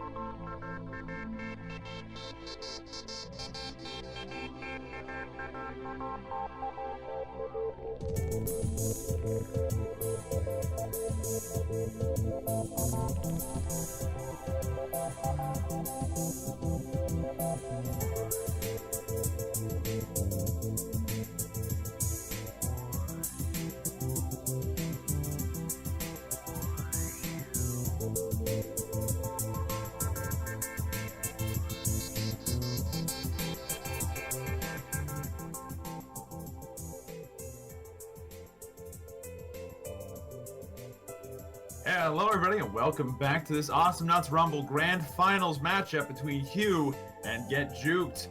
We have just come back from a Game 3. We're going into a Game 4. Hugh managed to fight for their tournament lives and bring it up to a Game 4 in a very close match. Very back and forth. It was very exciting. I'm using the word very a lot. I apologize. My name is Slow Wolf. And joining me on the casting team is going to be Oz. Hey Oz, how are you feeling about that last match? I'm feeling great about it. You know, it was a lot of back and forth. You know, we're looking at a 3-kill difference and a 1-level difference. The only deciding factor of the last game was the last 2 turrets up in favor of Hugh as compared to the bottom turret that was up in favor of Get Juked. But, I mean, we have a back-and-forth match like that. That's the huge momentum stopper for Get Juked at this point. You know, they just went up 2-0 in the series, and for Harambe to take that Game 3 from them, especially when they were all playing on their mains, that's a huge stop in their momentum.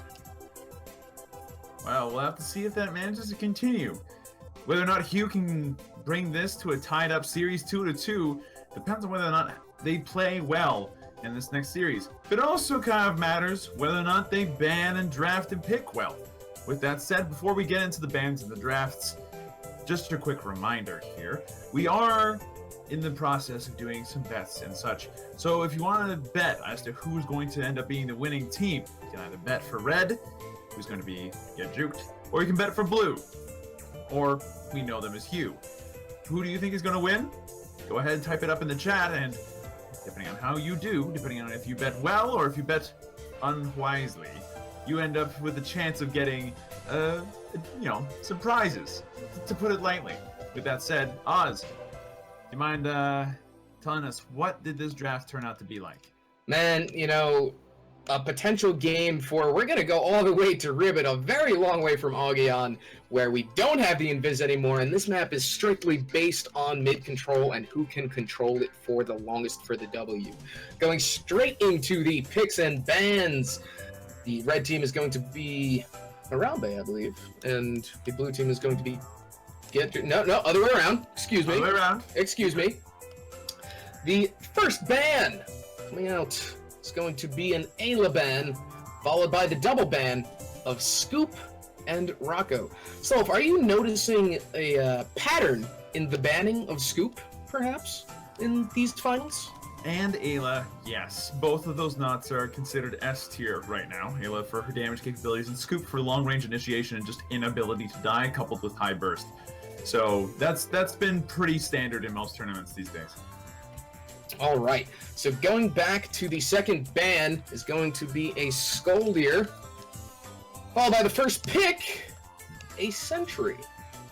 The double pick for blue going to be Vinny and Durple. The second pick for red going to be the Frog himself, followed by their third and final ban, the Chameleon himself, Leon. The third and final ban for blue going to be Nibs. The last pick for red, rocking the Ted on Ribbit, followed by the final pick for blue going to be a Swiggins. So, going from Augeon to Ribbit, we do notice a few changes in the knots. Nothing too drastic, though. But one interesting thing that I see is that green little knot over there riding that robotic siege tank into action, the Durple. Slow Wolf, how do you think Durple's going to play out on Ribbit in this comp? It's obviously a strong pick because it's Ribbit 4. Durple's biggest weakness is his lack of mobility and his inability to kind of get out of sticky situations once he's sieged up. He has to tank that stuff out, typically speaking. On Ribbit 4, not the case.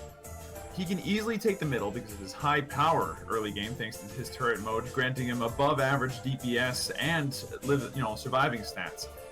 But on top of that, he can move through that long glass platform tunnel in the middle, hit the bottom, and then just bounce all the way back up. And with the short siege cooldown, just siege up and start all over again. It's the walk of life or the circle of life. And if you call this line a circle, you know what? It's good for me. I did pass grade 3 geometry. Point is, Durple here is going to be a really strong pick. The spring traps are going to be particularly nasty as they are going to catch certain knots in there that try to go in and deal damage to him. This is going to be a big problem for Hugh, since Hugh are rocking Sentry, Frog, and Ted. The Ted has a pretty strong case to make against Durple, thanks to Airstrike being able to pierce through the majority of the level, and if Hugh used their Ted properly, and it is Edster Ted, or Tedster possibly here, with this Ted, sorry. It just goes to show that the two of them are inextricably linked. But if Edster uses this Ted properly, that should be able to drive the Durple out of the middle, especially without having a healing knot or anything to back him up. The Frog, on the other hand, is going to have a very difficult time. The Frog can't really go in on Durple, because if he does, he gets counter-initiated incredibly hard by Vinny and Swiggins. On top of that, there are traps. Those traps from Durple are going to keep Frog stuck. And if Durple has a problem with mobility, Frog has the same problem reversed. It's that he's highly mobile, and the instant he stops moving, he's easy to kill. So long as Durple doesn't move, he's, you have to commit to kill him. So long as Frog stops moving, he's the easiest thing to kill. That's going to be an interesting dynamic, and I'm honestly afraid for the Frog and how useful he's going to be. The Sentry's going to be able to do some reasonable work, but with Durple being immune to a lot of CC effects, Black Hole Sun's not going to do as much as it should. Usually Black Hole is really good when it hits all 3 knots. That's how you end up with team wipes, and with 10 on the team that would be possible, but with Durple in Siege mode, it's not going to be so easy. Particularly because he's going to be sitting in the back shooting his machine gun while the rest of his team dashes in and gets some kills. These are evenly matched. I think there's a chance for Hugh to continue their wins here after that last game, but they're going to have to fight long and hard here, and very patiently, because the instant that they step outside of their zone of comfort and into threat range from Get Juked are going to pounce all over them with that combination, and the Silence Cloud is not going to help. Nope, I agree 100%. Man, we don't really see too many Durples in competitive, and for a Durple to do well in competitive is very awesome to see. Going inside with placing bets, Solve, do you think that we're going to see Get Juked take this game and basically literally win the tournament, or are we going to go into another game and is Harambe going to be able to fight back a little? I reserve the right to remain silent here, as Wolfstradamus does not want to strike here. I don't want to say either way. Both lineups are good, but I like Get Juke's draft better, just because they drafted for the level incredibly well, and the counter pick out of Ted is strong here, but it's going to require a lot of finesse to play properly, and especially against the Swiggins and Vinny, 2 knots that Ted is very vulnerable against. If I had to be forced. Oh, you're being forced. I'm forcing you right now. Blue. All right. I'm sorry, Hugh. I love you guys. Gotta go with the blue draft. Sorry, with the Get Jukes draft. They're red. This draft page is very confusing. It is very confusing.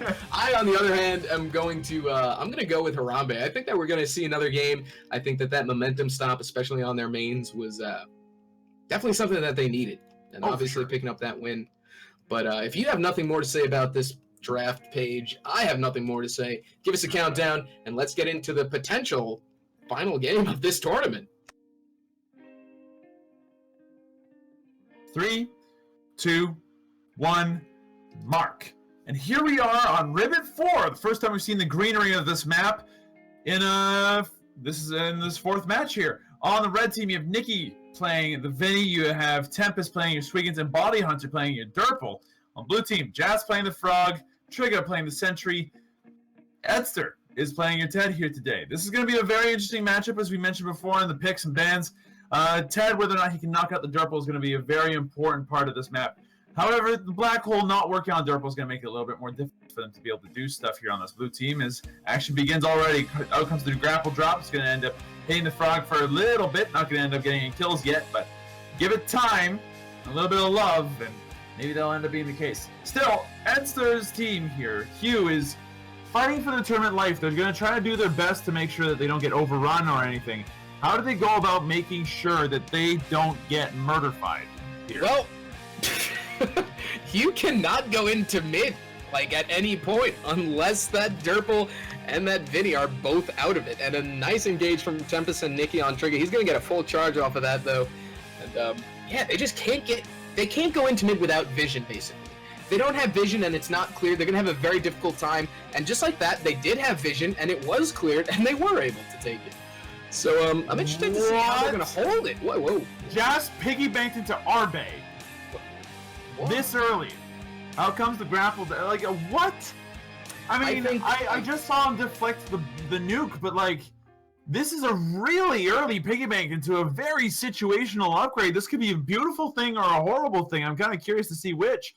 What do you think about Harambe here this early? I really don't know, but we're going to have to wait for that as the Harambe actually worked again. I think he actually bought that trying to surprise get juked like, oh, it's just a frog. Oh my god, we all just got hit by a Dirple nuke. Oh no.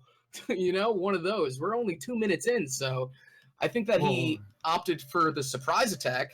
But it looks like Harambe is going to pick up their first solar boss of the day on R4. And it is our first time seeing Ribbit today, but will it be our last? What do you think is going to happen, Slow Wolf? Well, I mean, this is interesting to say the least. I was not expecting that. I don't think that, Get Juked was expecting it either with this Harambe pickup.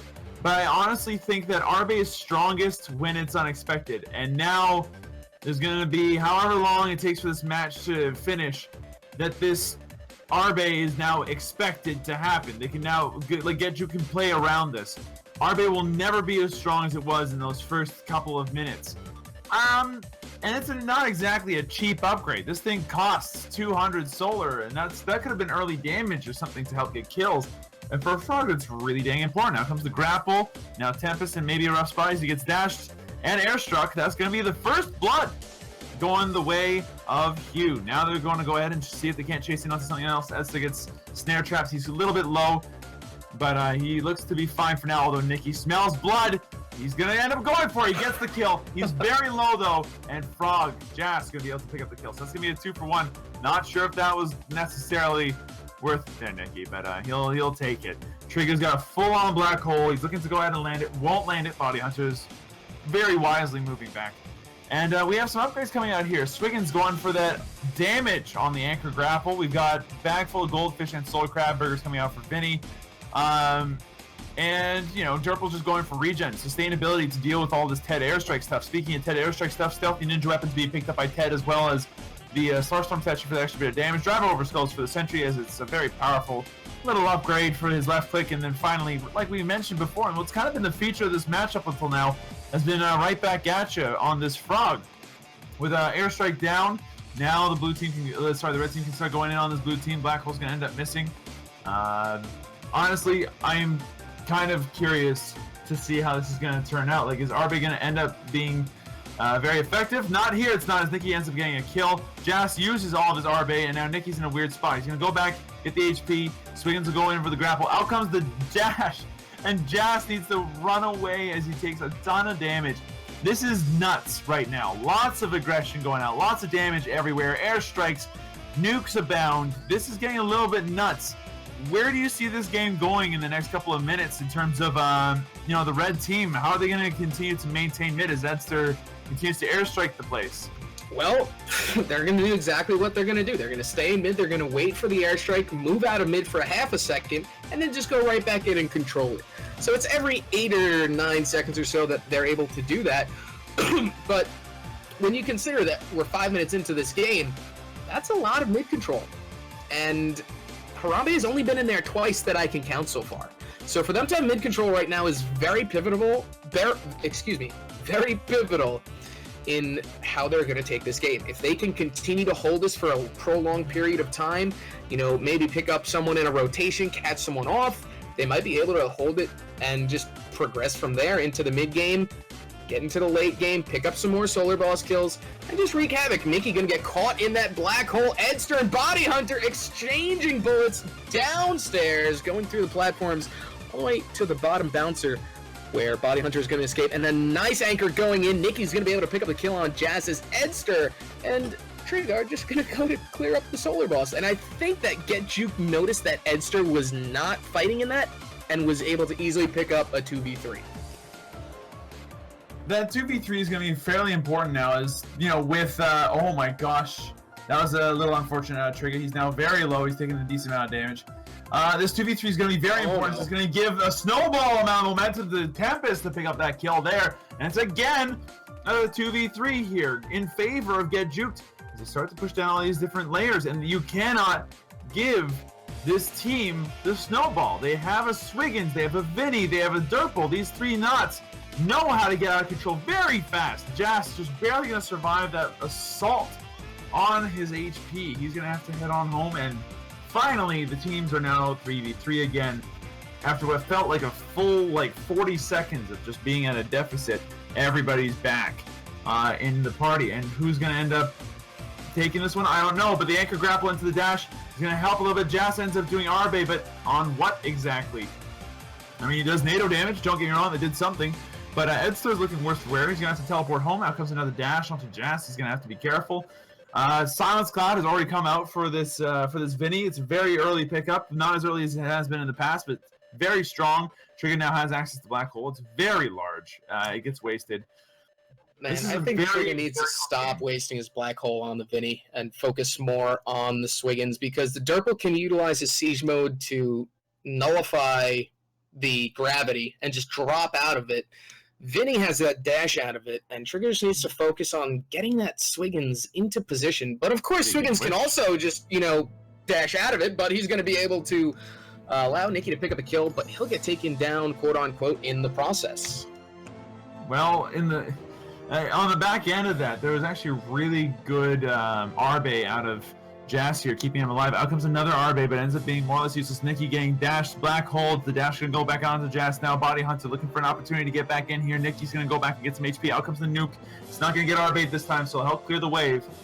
This is still in Get Juke's favor, and I think that shows with Sentry's complete lack of farm, but Arbe does not protect you against that grapple drop as he ends up going down hardcore. It's now 3v2 with the collapsed cop on the move, on the offensive. They're looking to start putting out some serious damage here. Durple on the bottom lane in turret mode for a little bit. Now doing cats, setting up another snare, doing some more cats, just doing as much damage as he can. He sees Edster, stayed out of it. There's the grapple drop. There's the nuke. It's supersized. Down he goes. Nikki going to be able to be the one to pick up the kill now. And it's now 3v2 again as another person gets picked off. Tempest doing an amazing job with the Swiggins, keeping on just singling people out, where the blue team just doesn't have that ability to do that. Grapple's going to go out, it's going to miss, but this Durple now has easy access to this top turret as it goes down to 1 bar. Tempest will go ahead and finish it off. Body Hunter gets caught in the rare Black Hole that will ever hit him, but it tickles the guy because he's just big and in a tank. And 7-3 right now with a 2-level advantage for Get Juked. It is looking very strong for this red team right now. Yeah, last game I said Harambe looked like a completely different team, and they are looking like a completely different team again. Trigger going in, he's gonna try to hit the Black Hole, he will land it, and that will pick up a kill for Harambe on Tempest. Nikki trying to nimbly avoid all that is the Frog and Ted, but he will be on the run. Edster going for the cheeky through the floor airstrike. He will be unable to pick up a kill on that. And it looks like Jas and Edster are going to have a free push on top if Hunter goes back, but he decides to stay and realizes he does not want to give them a free push. Jas is not going to be able to hit the Arbe on that. Edster going for the floor airstrike one more time. But, taking a look at the upgrades now, Pneumatic Spoon has just been picked up, and you commented on the Silence being bought. That was around the 7-minute mark. Edster not opting for the AA damage, going straight into but looking on the bottom, Trigger's actually going to get taken out from a nice hook in from Tempest right in front of the turret. But as I was saying, Tedster, his main is Ted, and if he gets caught out, unfortunately it's going to mean death for him. But it looks like Jas is going to be there to pick up the kill on Body Hunter for the counter engage, and Jas is also going to get counter initiated on as Nikki will pick up the kill on him. Edster trying to body block Nikki into the airstrike, but he is effectively blinded by that, and Nikki and Tempest going to be able to pick up the kill on Edster and now force the lanes back into the turrets of Harambe. How can they come back from this? Is it even possible at this point? It is Ribbit. They do have a Durple, and they have control of mid. With those conditions being met for Get Juke, it almost looks like they can take this game in the next 5 minutes. It's a very, it looks dire, I'll grant you that. It's 11-6, but it's only a 1-level difference currently. It's not a huge difference. The Solar is 300, 400. It's not like huge, but it is a scary amount. You have to be careful. What needs to happen here is good play, and right now this is good play coming out of the red team. Is to manage to get a good grapple drop onto the blue team. The outcomes like the world's least useful Harambe as he tries to just zone out this red team, who honestly 2/3 of which don't really care about Harambe.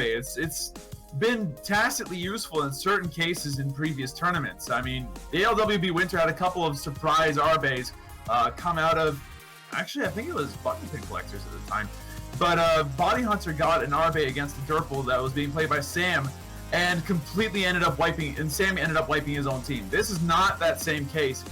The red team has been playing against Harambe for the past 10 minutes.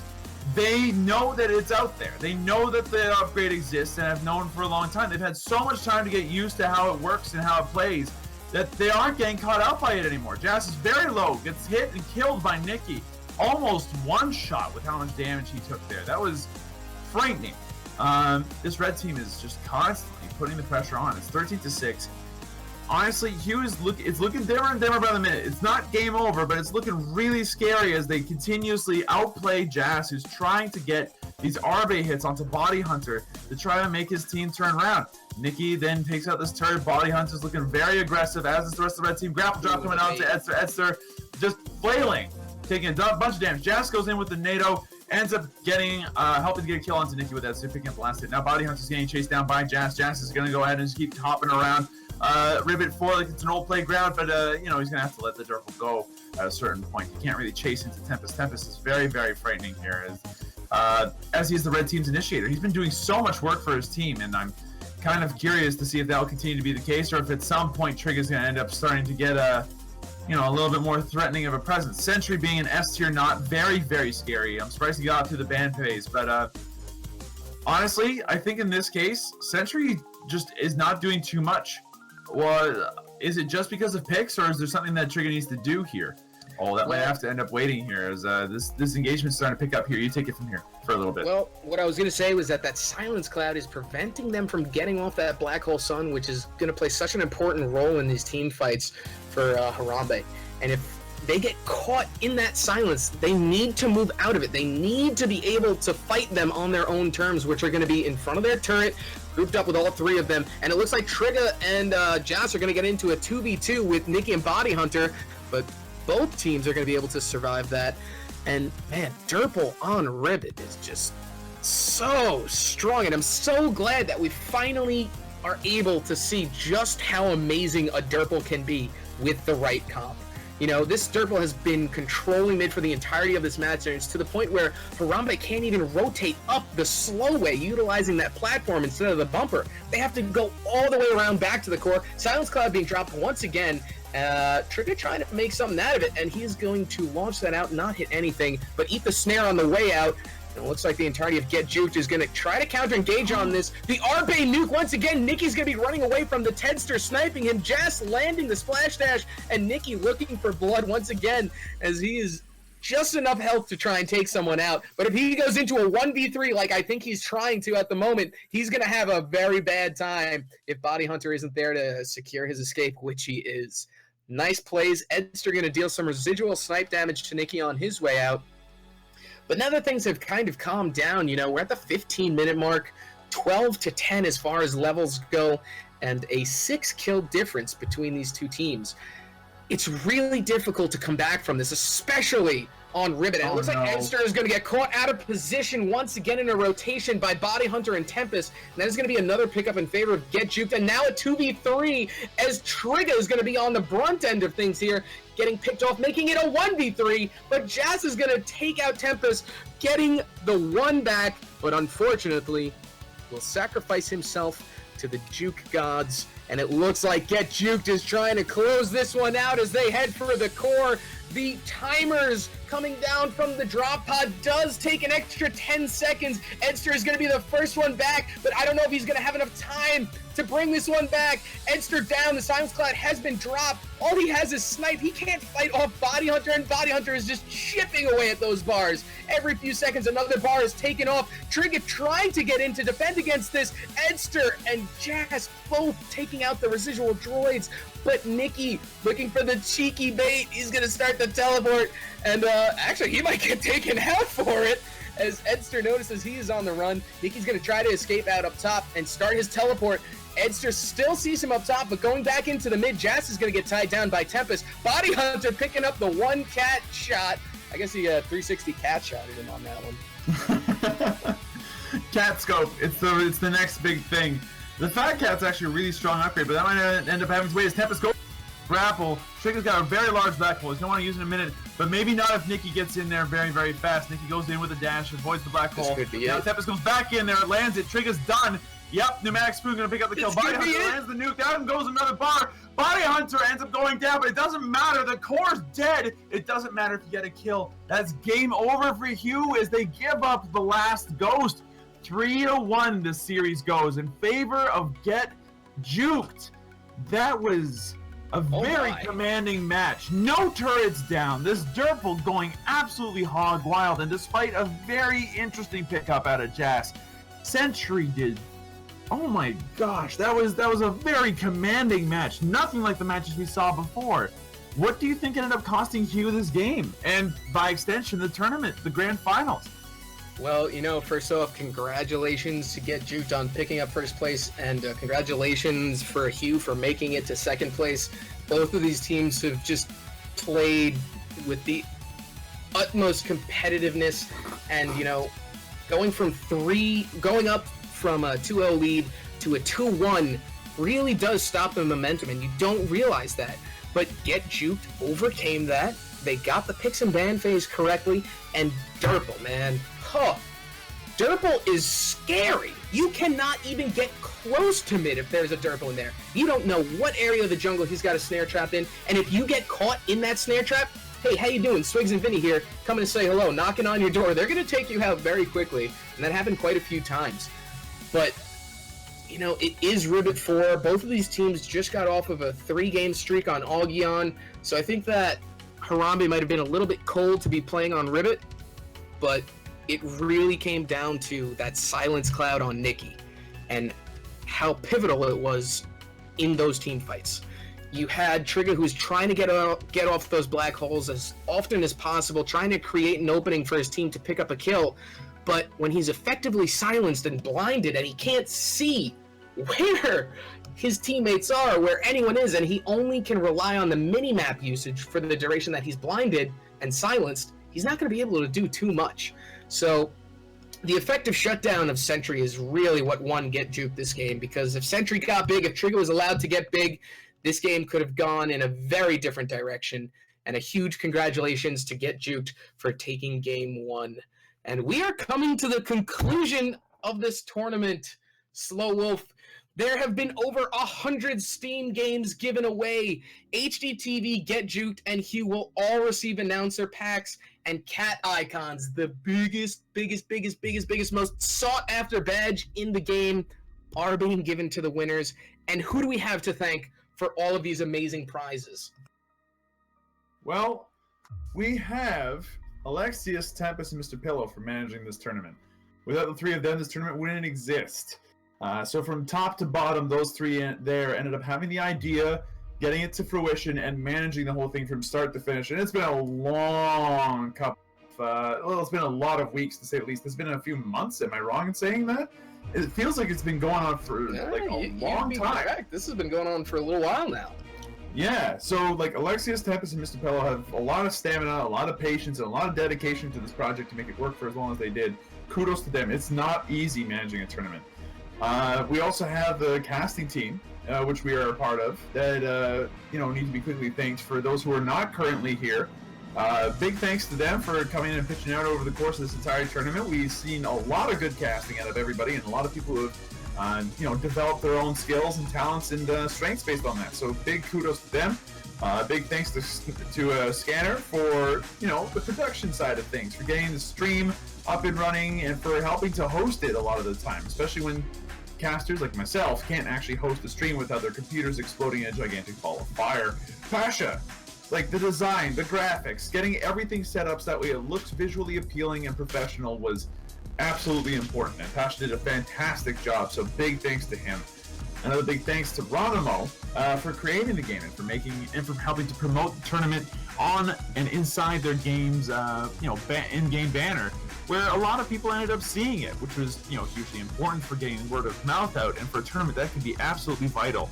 So again, big thanks to Ronimo for not only creating the game, but for helping to promote this tournament actively and in conjunction with the managers of the tournament, Alexius Tempest and Mr. Pillow.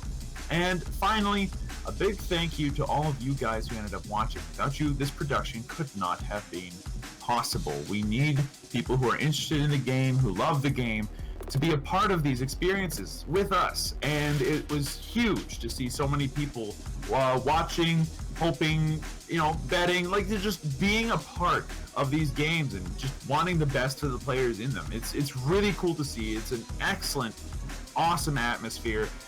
I love this. This is great, and honestly, this could not have been possible without you. So thank you to all of you that are currently watching. Without further ado, however, it is time, I think, for us to get a move on. Oz, where can people find you? No. I have to get a move on?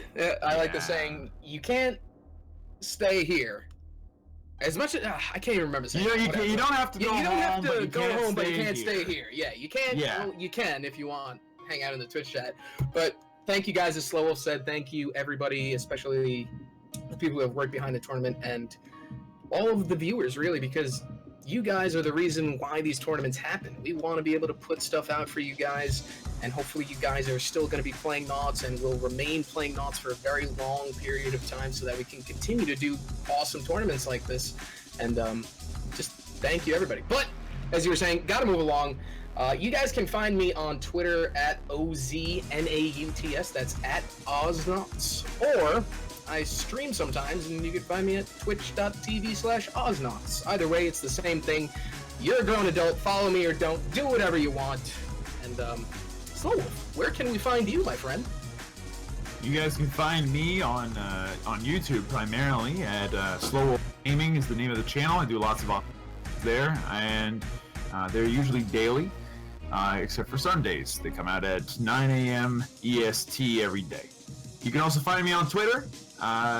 You can find me at Slow Wolf. You also have me on Facebook, but that one's not one that everyone ends up using all the time. And I also stream occasionally, twitch.tv/slowwolf. My name's been Slow Wolf. Oz has been a part of the casting team. We've been delighted to bring you these grand finals. It's been a hoot, but it's time to go. Thank you everybody so much for watching. We hope you guys enjoyed yourselves, because we know we sure did. And we'll see you guys in the next one. Goodbye.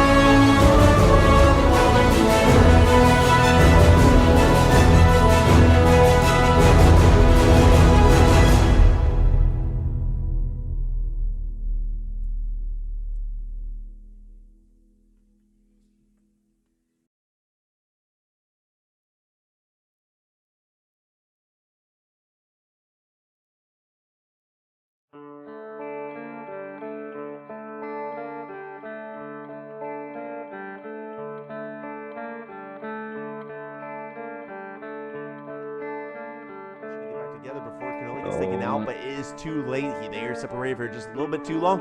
Nikki might be going down here. This could be game, and they are collapsing on. They want the kill. He is very low, while Lone Star with an upgraded auto attack is just going to town on that base. This is less than 50%. This is not good. Just needs to watch out. But he'll probably take them. He's used all the knives. And there you are. Oh, the solar rains. That is good game. Red team wiped out. And the winner of the 2-on-2 Awesomenauts tournament is American Mode.